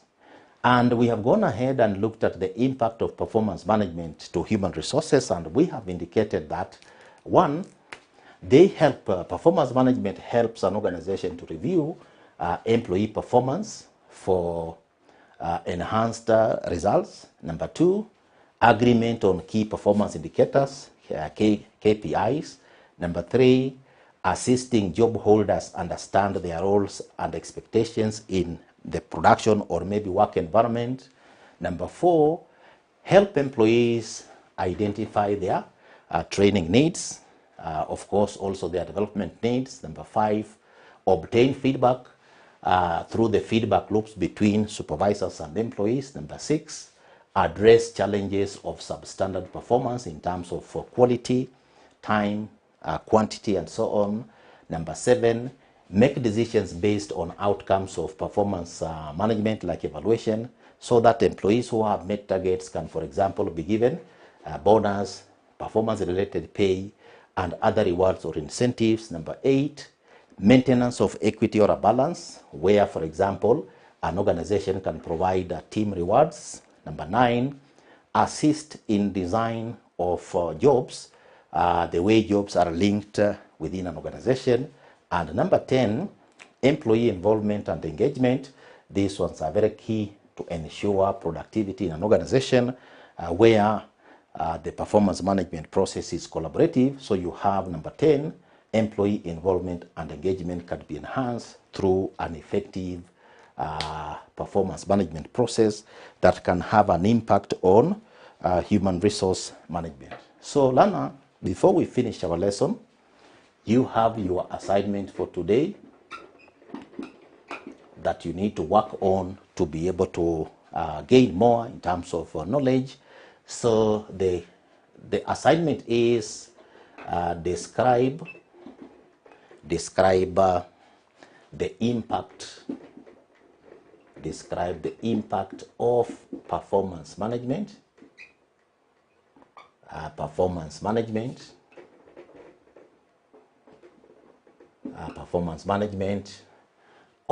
on human resources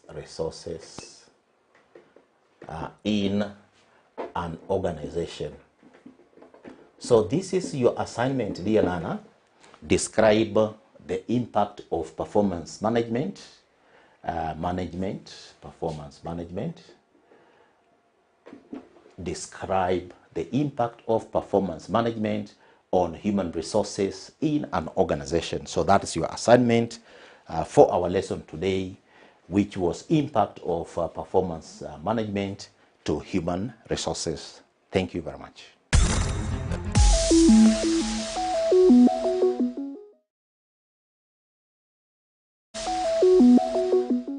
Welcome to our lesson in human resource management. We are continuing with our topics in the lessons that we are taking under the Manifested Publishers learning platform. And in today's lesson, we are going to look at team performance evaluation. We are going to look at team performance evaluation, which is an interesting area in performance management.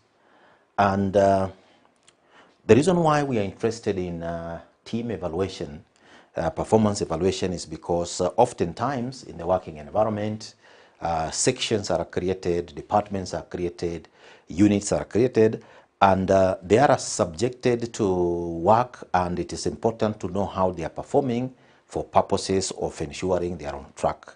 Hence the importance of today's lesson, which is team performance evaluation. Now, team performance evaluation is the identification of the strengths,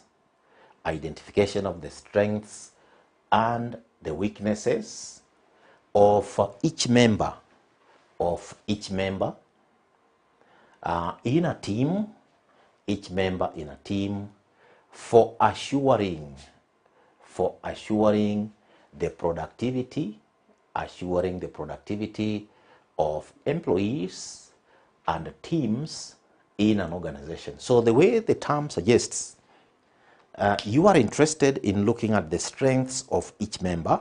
You are looking at the weaknesses that may be there for purposes of ensuring that each member who may have a weakness, that weakness can be mitigated, or intervention measures can be taken to ensure that the aggregate performance of the team is as per expectations, or it exceeds expectations. So that's why, dear learner, we are saying team performance evaluation is the identification of the strengths and weaknesses of each member in a team for assuring the productivity of employees and teams in an organization. We want to look at ways of evaluating the success of teams. So what are some of the ways through which as a manager, as a supervisor, or an organization can be able to find out or evaluate the performance of the team? So there are various things which can be done. So one of the things that can be done to evaluate the success of teams is to assess the level of involvement. So one, assess the level of involvement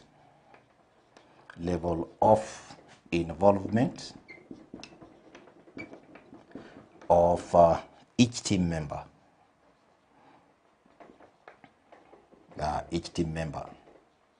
So if you are looking at a team, and a team is made up of various members, so you may want to look at now each member, how involved are these members in the activities of this particular team. So if you find the level of involvement for each member of this team is high, then that team is likely to perform well, or must have performed well. And if the level of involvement of the members is low, then in evaluating the success of that particular team, then it may be on the lower side.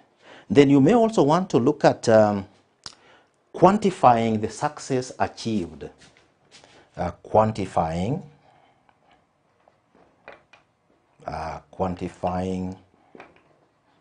the success achieved.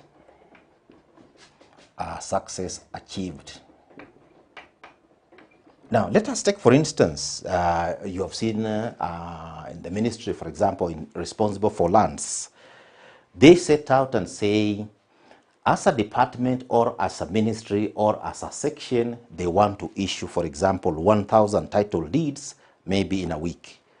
So if you look at it that way, and the target for the week was 1,000, so if at the end of the week they have issued 600, then it means as a department they are falling short of 400. And that way it is possible to evaluate the success of that team against that particular quantification that has been done in relation to that particular target. And then an organization must also be able to establish a clear baseline. Number 3, establish a clear baseline against which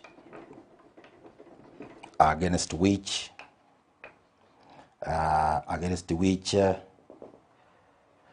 team has to be evaluated. A clear baseline against which a team has to be evaluated. So what you are saying, dear learner, is that if you are going to evaluate a team, before that team is given the work they are supposed to do, a clear baseline has to be indicated that this team, at the end of this particular evaluation period, they will be evaluated based on a particular baseline, and those targets are the ones that will be used to evaluate whether that team has succeeded or not. Then comparing teams, so the fourth way of evaluating the performance, comparing team performance with other teams,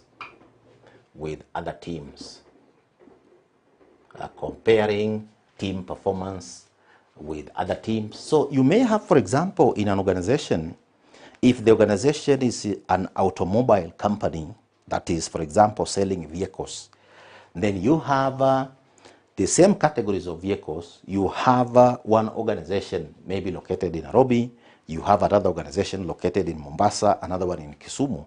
So you are able to say Team A, for example, is in Mombasa, Team B is in Nairobi, Team C is in Kisumu. So you may want to look at a given period of time and now compare. The team which was Team A, how many vehicles have they sold? Team B, how many vehicles have they sold? So comparing team performance with other teams can be able to help you evaluate and compare that Team A compared to Team C, this is how they fared on. Team B compared to Team A, this is how they fared on. So that comparison helps in ensuring that an organization can be able to evaluate the success of a team or a department or a section. Then taking note of any positive, an organization has also to take, taking note of any positive or negative outliers, negative, positive or negative outliers in a team.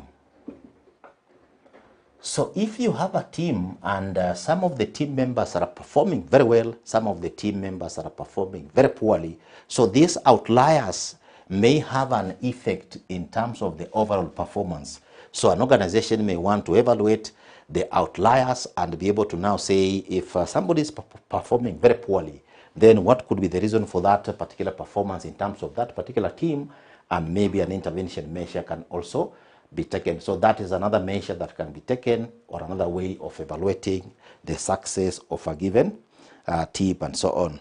Then the level of realization of set objectives, level of realization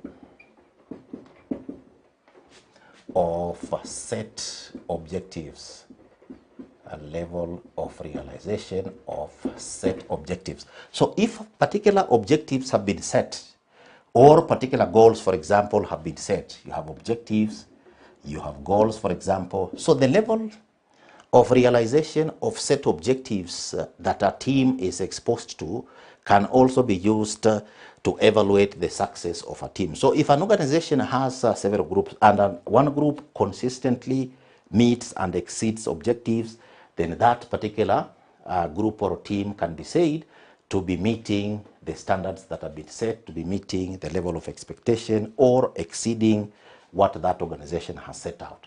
So dear learner, this could be some of the ways of evaluating the success of teams. And when you are now doing this evaluation of the success of teams, so what are some of the methods of evaluating team performance? Methods of evaluating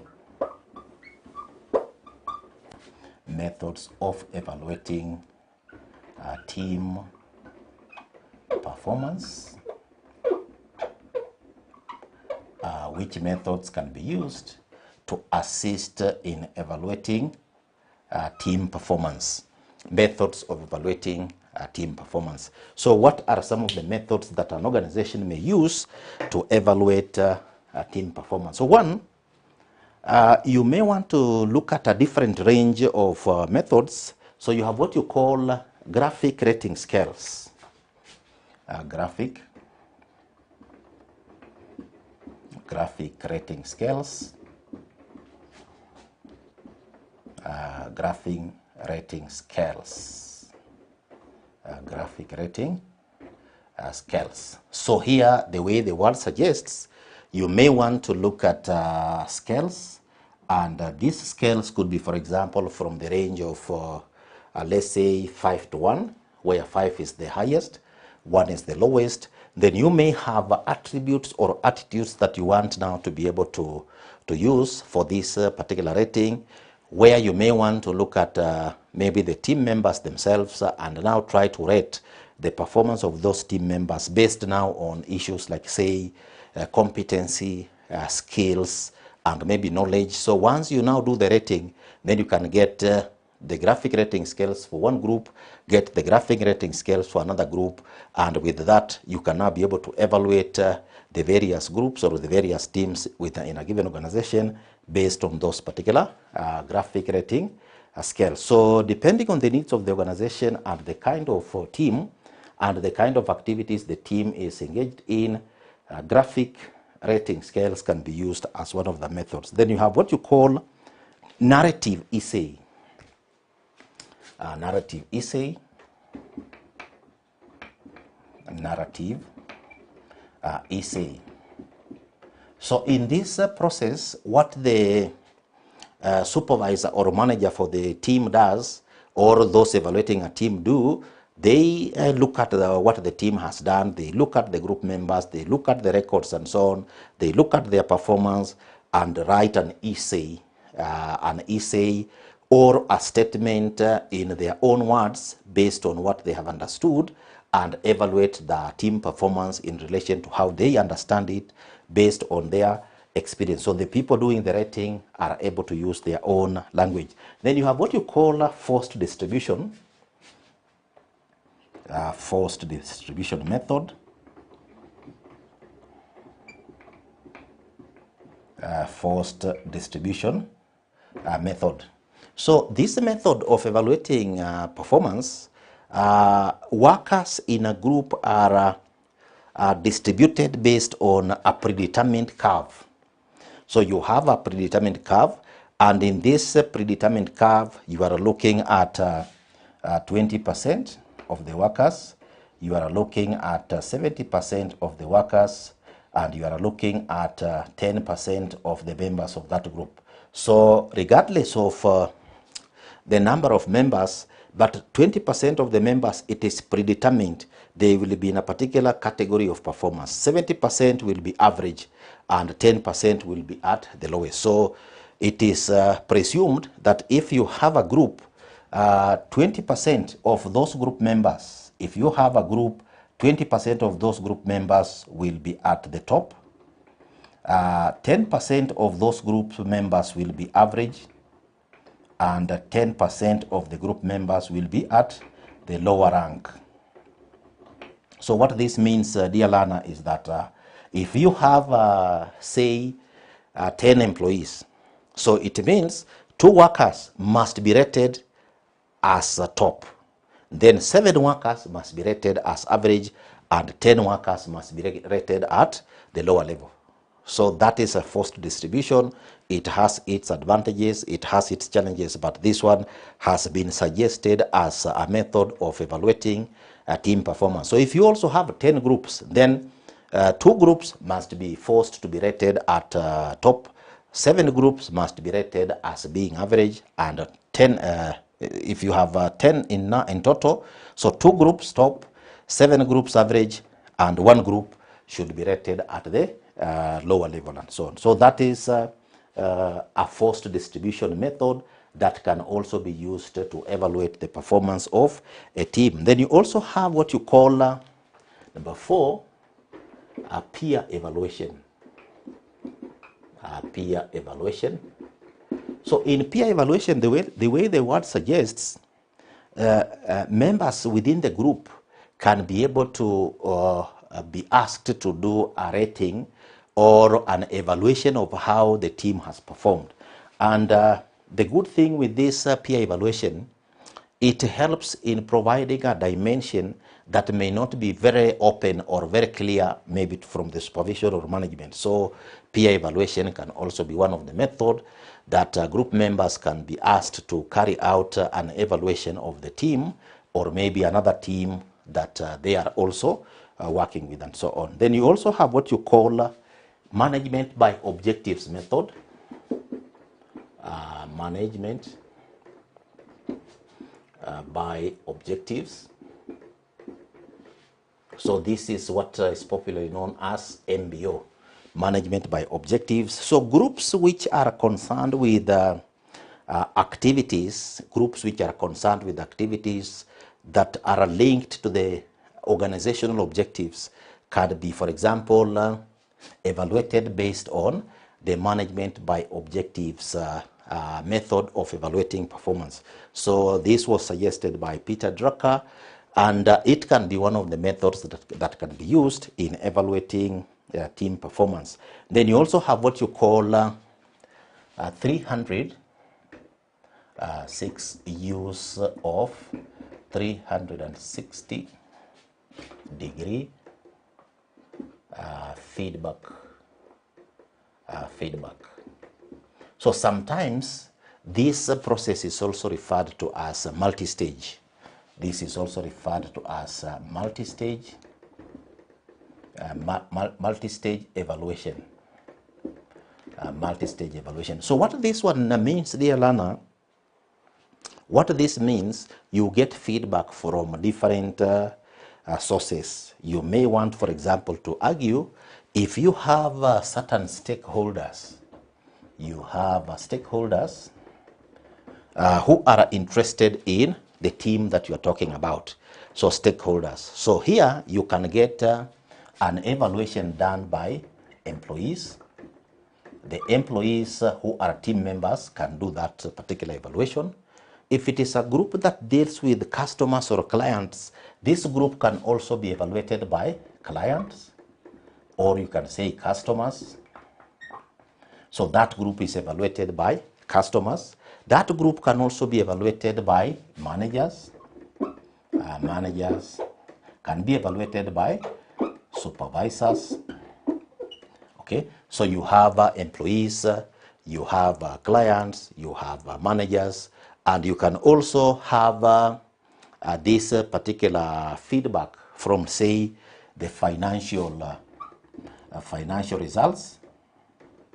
Financial results, for example, can also be used in terms of how the group has performed. So you get multiple evaluation sources, and based on what comes out, the group performance is evaluated. So these are some of the methods that can be used in relation to evaluating team performance. So dear learner, these methods can be used in combination, and these methods are normally used based on the type of group, based on the time when the team is performing, and other matters that could be respective or maybe specific to that particular group will dictate an organization can use one of these methods for evaluating team performance, or can use a combination of methods to be able to get different dimensions of that particular group.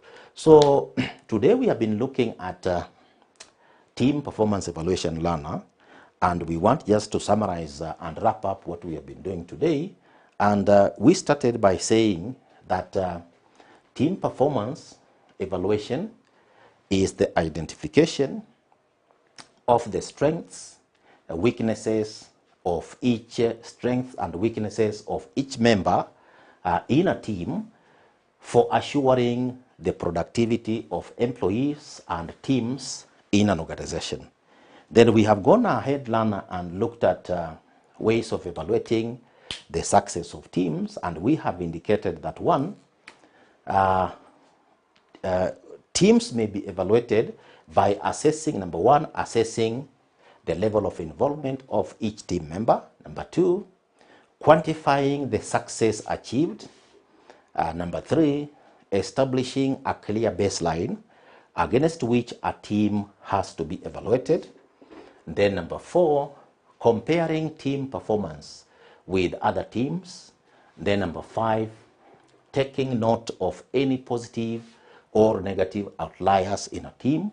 And then number 6, level of realization of set objectives or goals can also be one way of evaluating the success of a team. Then we have gone ahead, Lana, and looked at the methods of evaluating team performance, and we have said there are various methods which can be used to evaluate team performance, and one of them is graphic rating scales can be used. And in graphic rating scales, you may have scales of ranging, say, from 5 to 1, where 5 is the highest, 1 is the lowest, and each of these can have attributes that may, for example, be evaluated. You may also want to look at, say, the competencies. Competency, maybe skill, and maybe performance of that particular group. And then the rating is done based on that scale of 5 to 1. Then we have also said that another method of evaluating team performance is a narrative essay. And this narrative essay can be written by a supervisor or a manager or any other person evaluating the team by looking at how the team has performed and other key performance indicators of the team performance, and now doing a statement or a narrative, a statement or a narrative regarding how the team has performed. Then we have also looked at the third method of evaluating team performance, which we have said could be forced distribution. And in forced distribution, we have said that the way a team is evaluated, it must comply with that particular distribution of 20% as top performers, 70% of the group or the team as average performance, and so on. And then 10% of the group must be at the lower rank. So that is how using forced distribution method can be able to be used to evaluate team performance.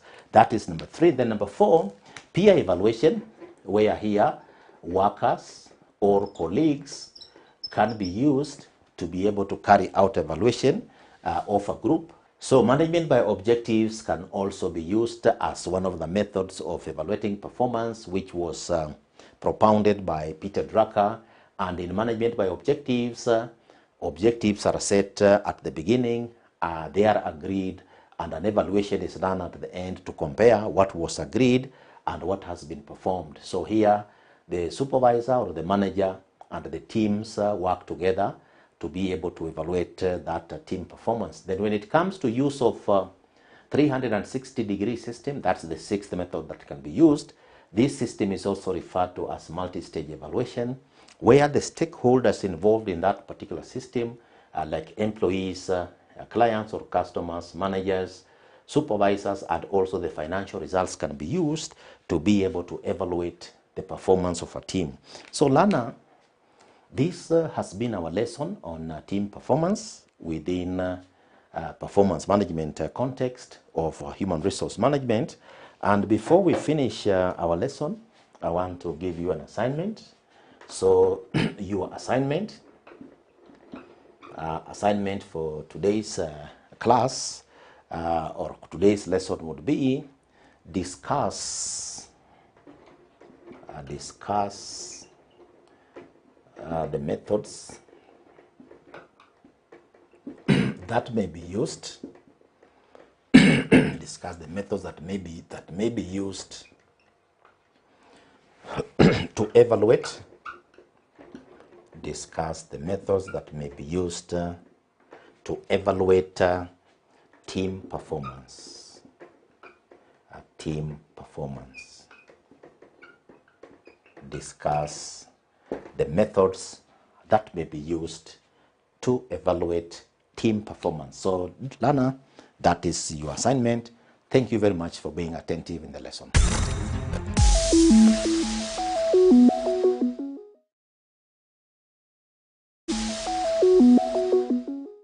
Learner, welcome to our lesson, Human Resource Management, on the platform of Manifested Publishers platform. And now, today's lesson, we are looking at performance management, and we are looking at challenges of performance management. And these challenges may be looked at also as difficulties, challenges, or you can say difficulties, difficulties of performance management. Performance management. We want to discuss a few of the difficulties or the challenges that may be associated with the performance management process. And as we have been indicating in our previous lessons, when it comes to the process of performance management, you have workers on one side, you have employees on the other side, and you are looking at the productivity or production of employees, production of also supervisors. And one of the challenges that may be encountered in the process of performance management is the lack of integration, of integration of the performance management with other organizational processes. So you have a situation where the performance management process is supposed to be, for example, undertaken within an organization for a given period of time, maybe 1 year. But that performance management process or performance management function or activity is not integrated with other organizational processes. So that creates some kind of a conflict, and that becomes a challenge because for effective performance management, then it has to be integrated within the wider organizational activities and so on. Then sometimes another problem that could be encountered in performance management is the challenge of lack of effective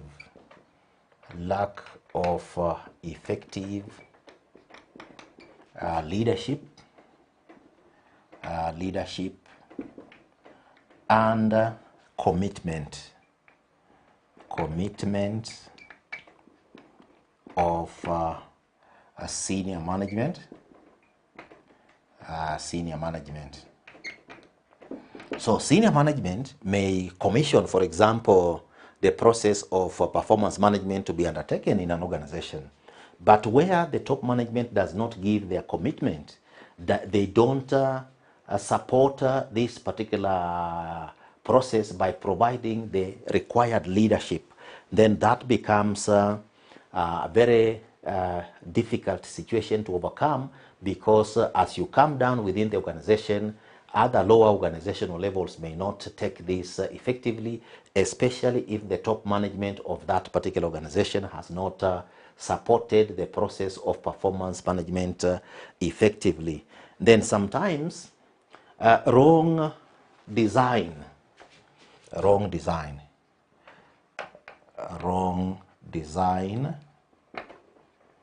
of performance management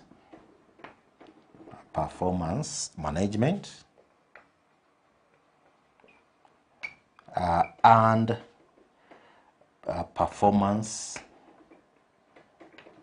management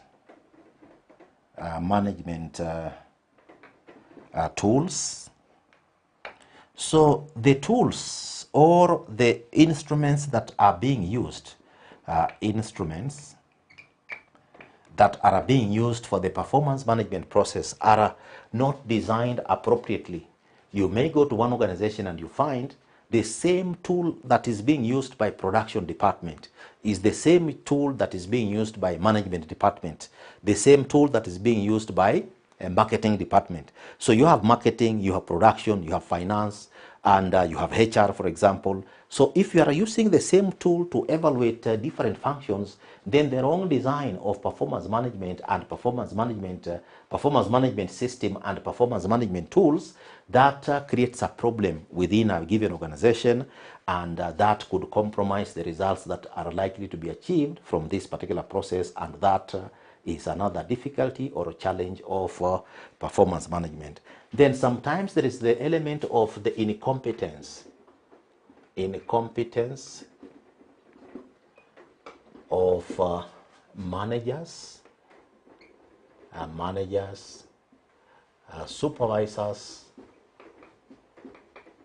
or employees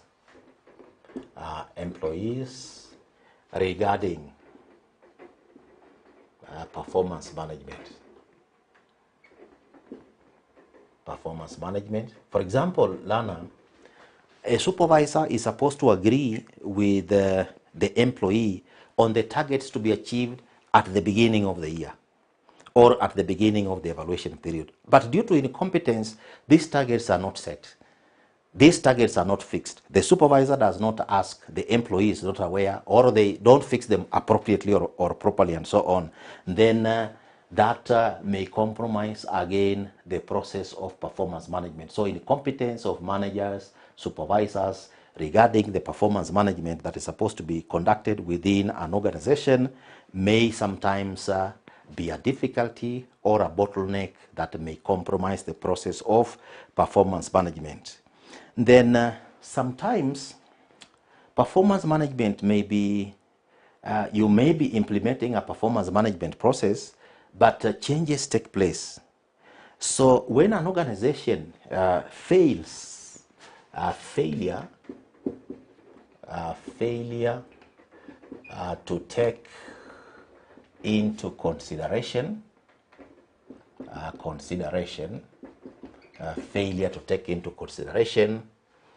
changes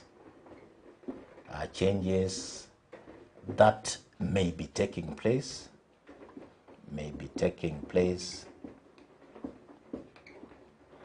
in an organization.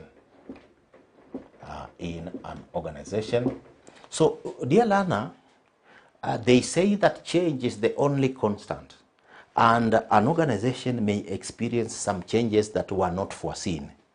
So when a performance management system had been set up for that particular period of time, then the performance management process, the performance management must take into consideration the changes. But where an organization does not take into consideration changes that could be taking place when the performance management process is being implemented, then that one becomes a big challenge for that performance management process within that particular organization. Then inability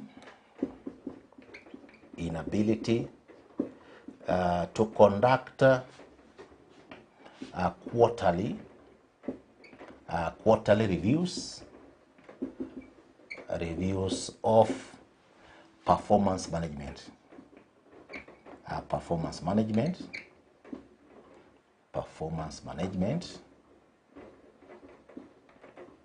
So what you are saying, Lana, you may have an organization that is doing its performance management for a period of 12 months. But 12 months is a long time in relation to organizational activities. So if you start in January and you'll do your evaluation of what you have done the other January, so the 12 months elapse. So it is imperative that for you to keep tabs of what is happening, maybe after every, let's say, 4 months or 3 months, an evaluation is done to monitor whether you are on course and so on. So inability to conduct quarterly reviews of performance management or half-yearly reviews of the performance management in an organization creates a challenge within an organizational setting, and that could also lead to bottlenecks or difficulties in performance management processes and so on.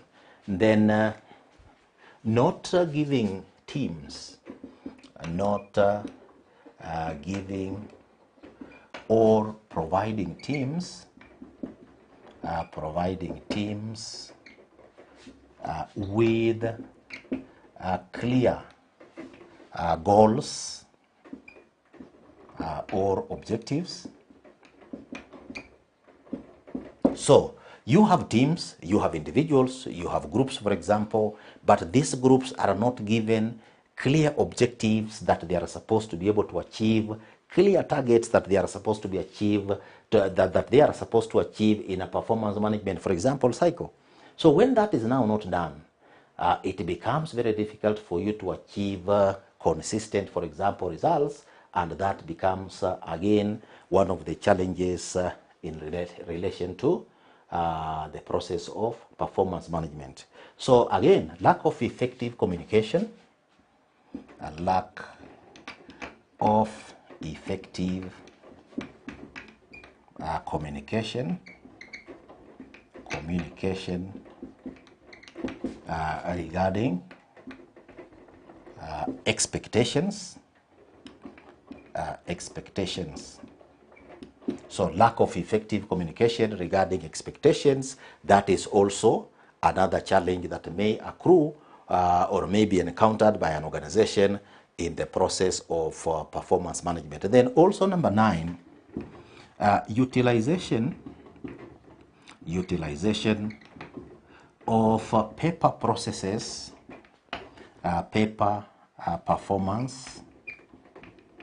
performance management,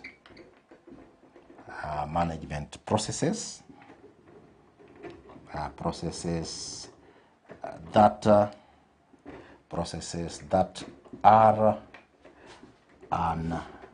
unnecessarily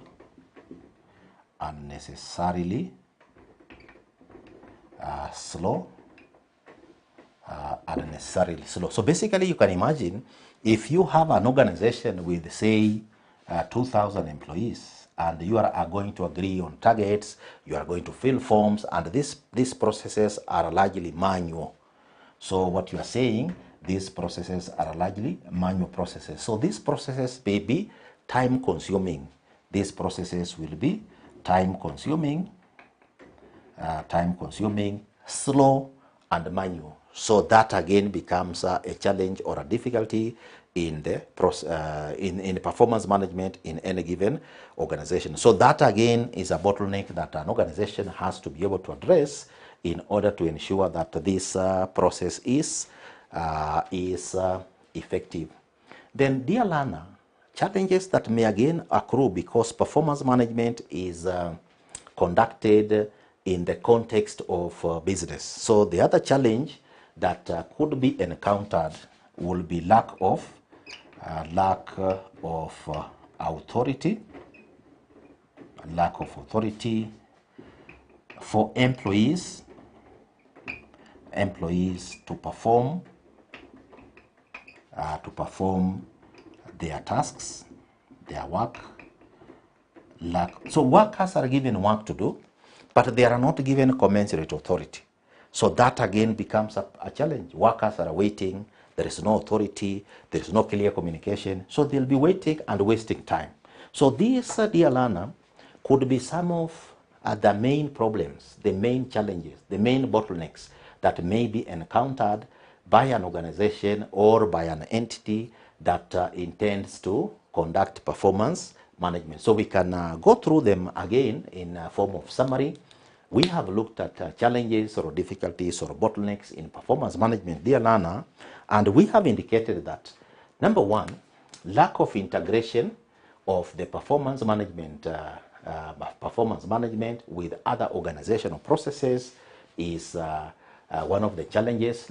Challenge number 2, lack of effective leadership and commitment of supervisors in an organization is also a challenge to performance management. Number 3, wrong design of performance management system. Wrong design of a performance management system and performance management tools. So you are using a wrong design you are using wrong tools or instruments to do the evaluation of performance management. So that is a bottleneck or a difficulty in performance management. Number 4, incompetence of managers, supervisors, or employees regarding performance management. They don't have a clear understanding or grounding in terms of what is supposed to be done, what is expected. Number 5, failure to take into consideration changes that may be taking place in an organization.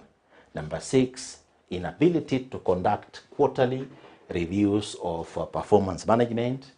Number 7, not giving or providing teams with clear goals or objectives. Number 8, lack of effective communication regarding expectations. Number 9, utilization of paper performance management processes that are unnecessarily slow, time-consuming, and manual. That is another challenge. Number 10, lack of authority for employees to perform their work. So, dear learner, these ones are some of the challenges or bottlenecks that may be encountered by an organization that is conducting or is aspiring to conduct performance management. So, dear learner, your assignment for today is based now on the challenges of performance management that we have looked at. Your assignment is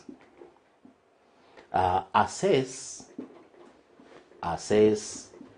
the measures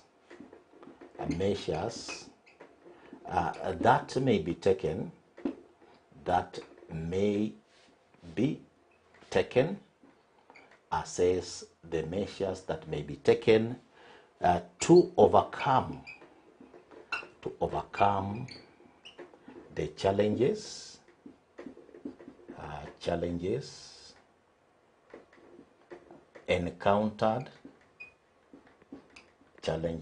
encountered in performance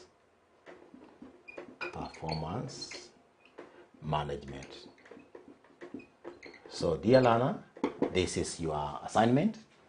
Assess the measures that may be taken to overcome the challenges encountered in performance management. So, dear learner, I want to thank you very much for being attentive in our lesson today, which was challenges of performance management.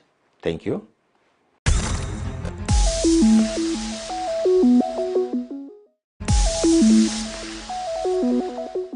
Hi candidate, welcome to another session of manifested online classes. So we are still soldiering on with the syllabus coverage, and in this session I want us to look on IPSAS 9, which governs or basically which establishes now the principles for recognizing revenue by the public sector entities which are involved in what you refer as the exchange transactions. So when talk about exchange transactions, these are those particular transactions undertaken by public sector entities, whereby a public sector entity will receive some consideration or basically some price, and the public sector entity is expected to give some services to transfer some goods equivalent to the consideration which has been received. And therefore, what IPSAS number 9 does is that it establishes now the principles for recognizing revenue from such transactions, that is exchange transactions, by what we refer as the public sector entity. So therefore, we can say here as our introduction that IPSAS 9 establishes the principles for recognizing revenue from exchange transactions. So any revenue which is received from exchange transactions, how is it supposed to be recognized, or how is it supposed to be accounted for by the public sector entity? Establishes the principles for recognizing revenue from exchange transactions by the public sector entities the public sector entities, and we can say that the exchange transactions,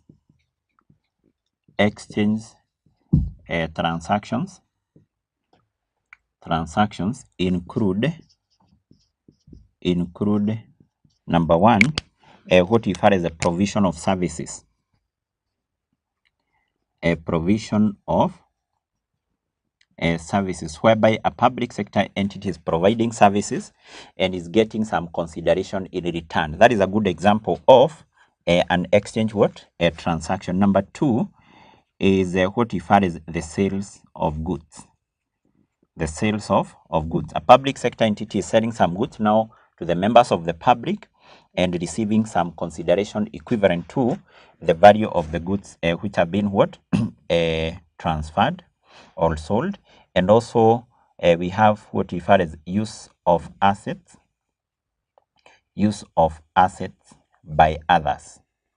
So when talk about this particular transaction here, use of asset by others, this whereby a public sector entity owns some assets and it leases out those particular assets to other parties who are expected to use those particular assets for a given period of time and pay some consideration to the public sector entity. So therefore, in terms of how this particular, or in terms of how the revenue from all these particular transactions should be recognized by the public sector entity, then that is governed by this particular standard here, that is IPSAS what? IPSAS 9. Then from there we can also look on the scope of this particular standard, the scope of IPSAS 9.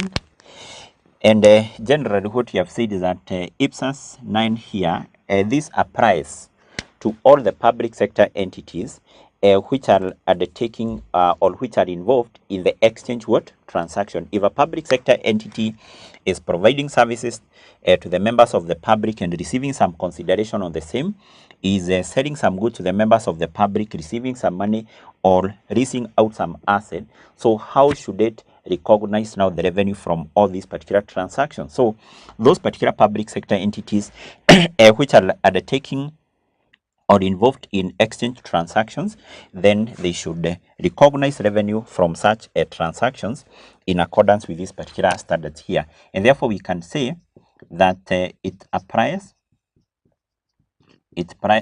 to all public sector entities. It applies to all the public sector entities that engage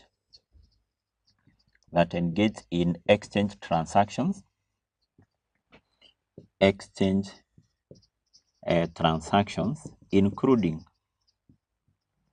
including provision of services,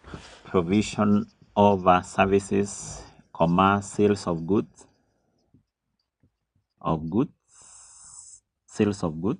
and use of asset by others.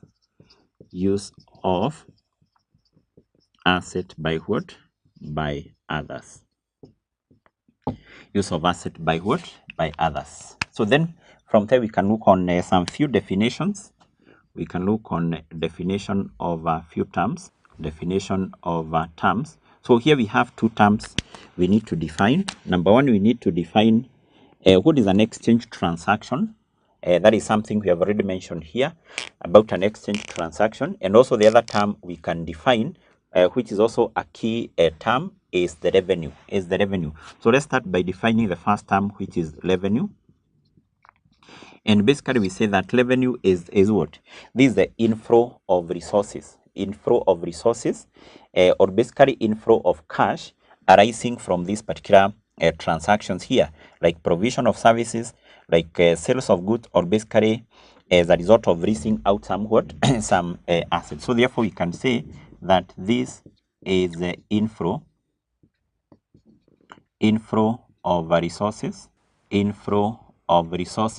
arising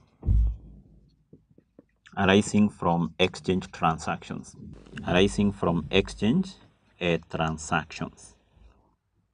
arising from exchange transactions. So if a public sector entity is selling some goods now to the members of the public, it is raising some of its assets, definitely there is some inflow of what? Resources. There is some cash which is received from such what? Transactions. Then the other term which we need to define is what we refer as the exchange transaction. Exchange transaction. What is an exchange transaction? An exchange transaction, in very simple terms, is basically a transaction whereby a public sector entity will do what? Will give some resources to another entity, and the other entity, or basically the other party, give some what? Give some resources which are equal to or equal in value in exchange. So therefore we can say that this is a transaction in which a party give resources to another party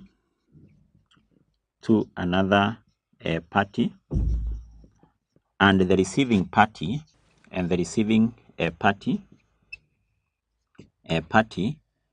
gives resources equal in value in exchange. Equal in value in what? In exchange. So for example, what we know is that if, for example, a public sector entity is selling some goods. So let's assume we have a public sector entity here, a public sector entity which is involved in selling some what? Some goods, maybe to the members of the public. So once this particular public sector entity sells those particular goods, then it will receive a price which is equal to the value of those particular goods which have been sold. Now, this is a good example of an exchange transaction, because we are saying is a transaction whereby one party, for example, the public sector entity, will give some resources to another party, is a member of the public, and the member of the public or the receiving party will give a resource, which, for example, can be a price equal in what? In value, in exchange of the resource now which was given by the public sector entity. So therefore, these are some of the terms you must be in a position to do what? To define. You must be in a position to define. Then from there, we can proceed and look on the recognition criteria for revenue, or we can just talk of revenue. Recognition criteria. So basically, when we talk about revenue recognition criteria, we're talking of the conditions which must be satisfied for revenue from exchange transactions to be recognized. In this case, we can say revenue from exchange transactions should be recognized if these two conditions have been met, or if these two criteria are met. Number one, it is probable that future economic benefits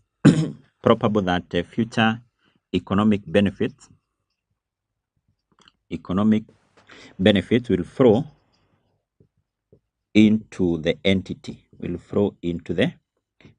For example, a public sector entity has provided certain services, or basically it has sold some goods, and therefore the public sector entity is expecting some money from the services provided, or maybe from the goods now which have been sold. So mean that it is probable some future economic benefit will flow into the entity. Number two, or the other criteria for recognizing revenue, is that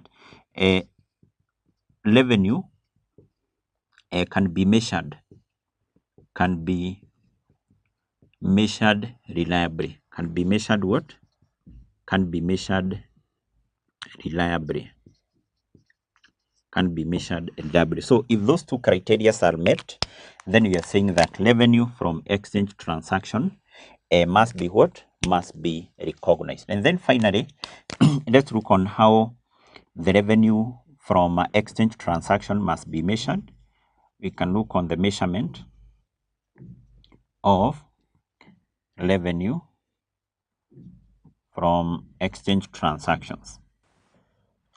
Measurement of revenue from exchange transaction. So the revenue from exchange transaction should be recorded in the books of account and also in the financial statement of the public sector entity at the fair value of the consideration which is to be received. So therefore you can say revenue must be measured at fair value of consideration receivable. Fair value of consideration receivable. So as a result of a public sector entity providing some services to the members of the public, or basically selling some goods, so how much consideration is to be received, or how much consideration is to be receivable. So therefore, that is the amount at which that particular revenue from the exchange transaction must be recognized in the books of account and also the financial statement of the public sector entity. So therefore, these are basically some of the provisions of this particular standard here, that is IPSAS IPSAS number 9. Now, before we wind up, we have I have some practice questions I want to give you here for your revision purpose. So those question leads in context of IPSAS 9, which governs recognition of revenue from exchange transactions, describe the following. Number 1, the scope of IPSAS 9. Roman 2, recognition of revenue from exchange transaction. So basically you're required to highlight the criteria which must be met for revenue from exchange transaction to be recognized. And number 3, measurement of revenue from exchange transaction. The revenue from exchange transaction must be recorded in the books of account and also in the financial statement of public sector entity at which value. So that, or those are some of the questions you need to attempt, basically, which will help you in terms of comprehending this particular standard here, which is IPSAS IPSAS 9. So we stop at that particular point. See you in the next session as we look on the other international public accounting standard.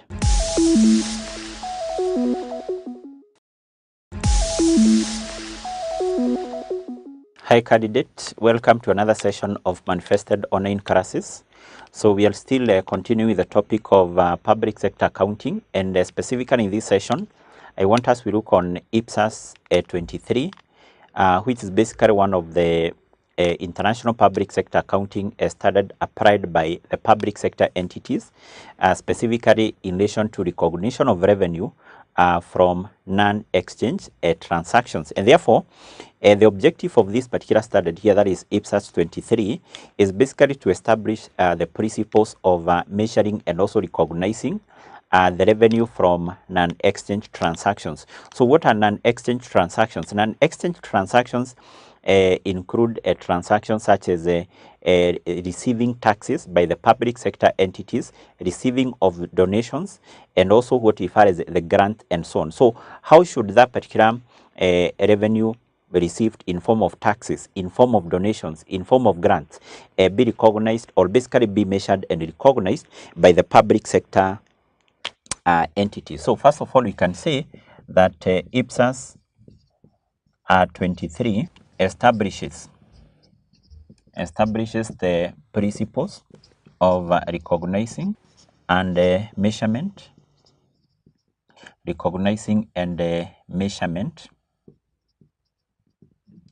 of revenue from non-exchange transactions and exchange transactions, including what we refer as the taxes. We also have what we refer as the donations. We have what we refer as the grants, what refer is the transfers, transfers etc. For example, when talk about money which is transferred by the national government to the county governments, that money we can refer to it as a transfer. The national government transfer money to the county government without receiving anything in return. That is an exchange what transaction between the national government and the county what government. So then we can also proceed and look on the scope of this particular standard here. The scope of IPSAS 23. IPSAS 23. And for this particular standard here, we have said it applies to all the public sector entities which receives now exchange from non-exchange what? Transactions. For example, any entity receiving things like donations, receiving taxes, receiving grants, receiving transfers, and so on. So these particular standards apply to such entities. So we can say IPSAS 23 applies to all public sector entities,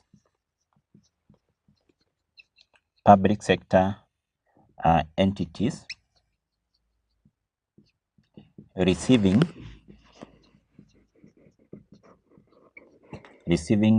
revenue from non-exchange transactions, non-exchange what? Transactions, non-exchange transactions, including taxes, donations. We also have subsidies, and grants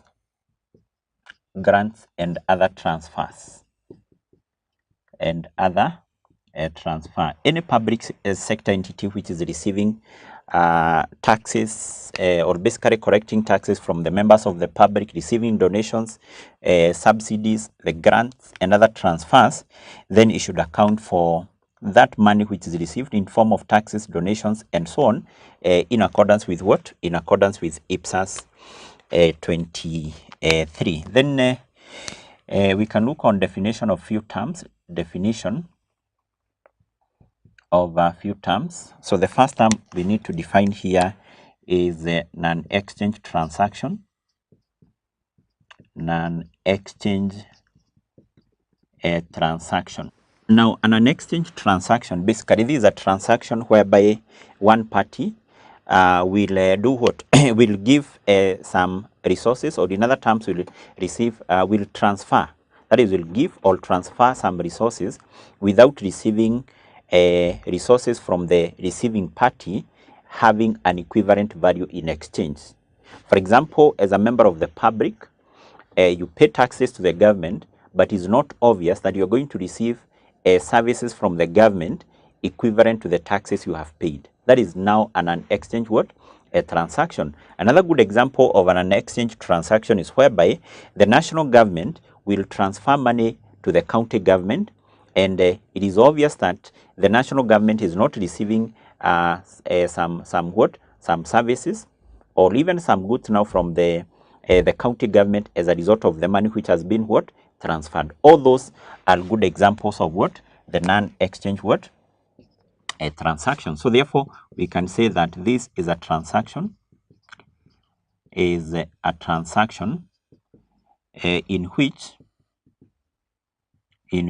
one party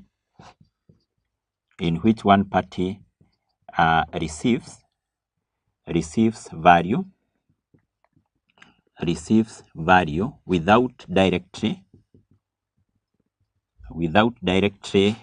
giving something of equal value in exchange, in what? In exchange. And in this case, I've given a good example of this, e.g. payment of a tax. Payment of a tax. So basically I've said as a member of the public, once you pay tax to the government, it is obvious that the government will not provide services to you equivalent to the amount of tax you have paid. So that transaction between you as a member of the public and the government, whereby you pay tax to the government, purely this is an exchange transaction. So the other term we may also need to define here is the term taxes. So what are taxes? Taxes, basically we know that these are compulsory levies which are imposed on the members of the public and companies by the government, for the government to be able to raise money to provide, or basically to do what? To pay for the public expenditures. To pay for the public what? Expenditure. So we can say that this is the compulsory levies imposed by the government,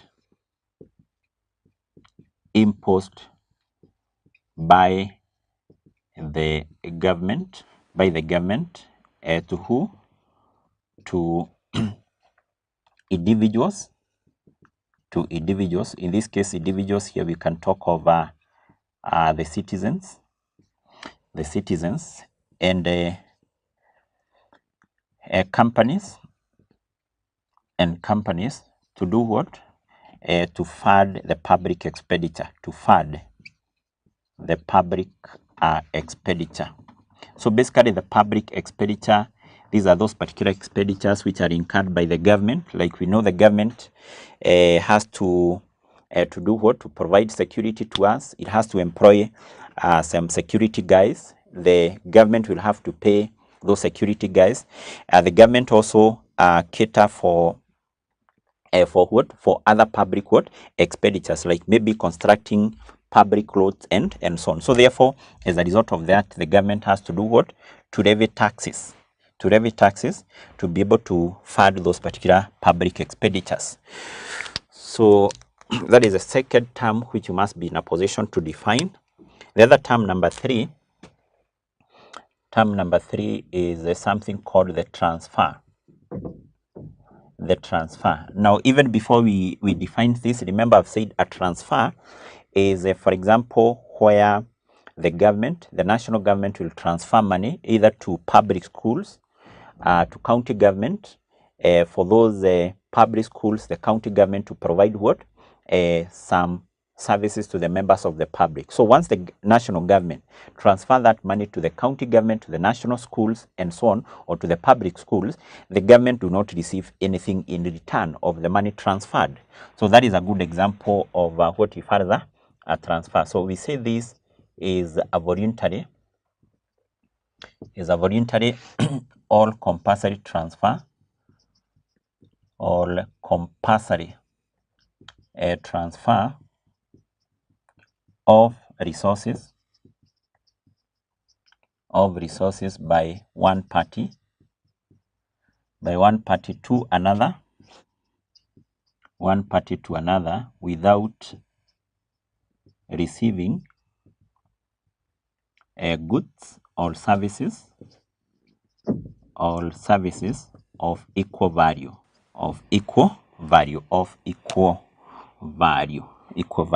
So therefore, those are some of the terms which you must be in a position to define in accordance with that particular standard. So then from there we can look on the revenue recognition criteria.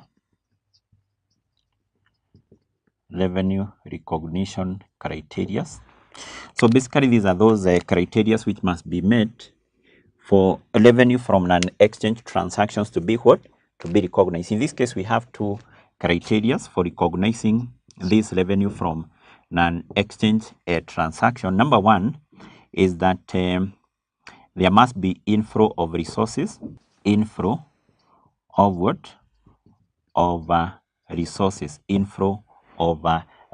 For instance, when maybe the national government or even the county government receive a donation, receive some grant, then that should be recognized as what? As a revenue, because the cash has been received. There is inflow of what? of resources into that particular public sector entity. And number two, we talk of absence of direct exchange transaction, absence of direct exchange transaction. So basically, when we talk about absence of direct exchange transaction, it means that the public sector entity is just receiving resources, is just receiving money, but it is not expected to do what? To provide some services, to transfer some goods in exchange of cash which has been received, or in exchange of the service resources which have been what? Received. So those are the two criteria which must be met for revenue from non-exchange transactions to be recognized. Finally, we can look on the measurement of revenue from non-exchange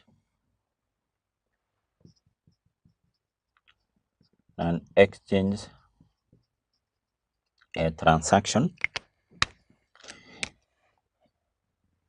And the revenue from non-exchange transaction, this one should be measured, or in other terms, it should be recorded in the books of account at the fair value of consideration receivable. So we can say it is recognized, or in other terms, it is measured at the fair value of consideration received, all consideration which is receivable. Which is what? Receivable. So therefore, that's how that particular revenue from an exchange transaction should be what? Should be measured. So therefore, those are basically some of the issues you need to know as far as this particular standard, that is IPSAS 23, is concerned. So before we wind up, there is an assignment I want to give here, coming from this paper here, April 2022. Specifically, this was a question number 1A, and I can read the question.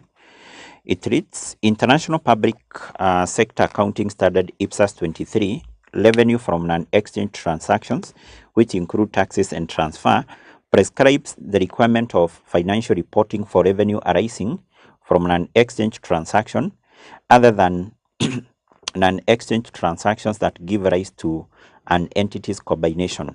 Required. In context of IPSAS 23, describe the following. Number 1, the measurement and recognition of revenue from non-exchange transaction. Number 2, measurement of asset on initial recognition. And 3, condition for recognition of a present obligation as a liability. So, and the examiner, as far as those 3 questions are concerned, had given 6, or actually a total of 8 marks. So therefore, what you need to do, make sure you attempt that particular assignment. And equally, I also encourage my students to get this particular revision kit here.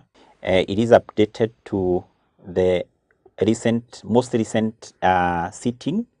So get this one. Basically, you'll be able to get the solution for all this particular assignment I'm giving.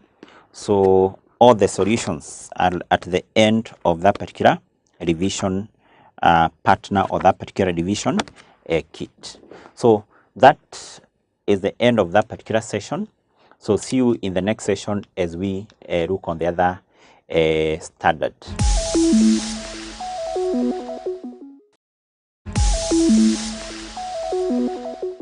Hi candidate, welcome to another session of Manifested Online Classes. So in this session, we continue with the topic number 6, which is about public sector accounting standards, or basically international public accounting standards. So in our first class, we defined what are public sector entities. We also defined what is public sector accounting. And also we looked on something to do with IPSAS, International Public Accounting Standards, which we said are standards which are formulated or basically developed by a body known as IPSAS-B, and basically they are applied by public sector entities when they are preparing their financial statement. So in this session, I want us we look on the first IPSAS, which is IPSAS 1, and IPSAS 1 governs the presentation of financial statements by the public sector entities. Remember, first of all, we say that the public sector entities are those particular entities which are accountable to the members of the public, or in other terms, they provide essential services to the members of the public, including the county government, including the central government, including the parastatals, and also the charitable organizations. Now, these particular entities at the end of the year, they are expected or they are required to prepare financial statements by IPSAS 1, and a complete set of those particular financial statements, as we are going to see, comprises of a number of components, actually 6 components. We are going to look on them, and equally from there we proceed and look on the 2 main components. But before we do that, we can say that this particular standard here, that is IPSAS 1, we can say IPSAS 1, International Public Sector Accounting Standard number 1, prescribes the manner in which general purpose financial statements are presented presented by public sector entities, So mean that IPSAS 1 here basically prescribes, or in other terms, we can say it provides some rules and principles to be applied by the public sector entities, specifically when preparing now the general purpose financial statement. General purpose financial statement are financial statements prepared by these particular entities and to be used by various stakeholders. Now, equally, this particular standards, or we can say a complete set of financial statements comprises of the following components. Number 1, we have a statement of financial performance. This is equivalent to the statement of profit or loss for trading entities. Number 2, we have a statement of financial position. Number 3, we have a statement of cash flows. Number 4, we have a statement of changes in equity, also known as a statement of changes in net assets. Number 5, we have a statement of comparison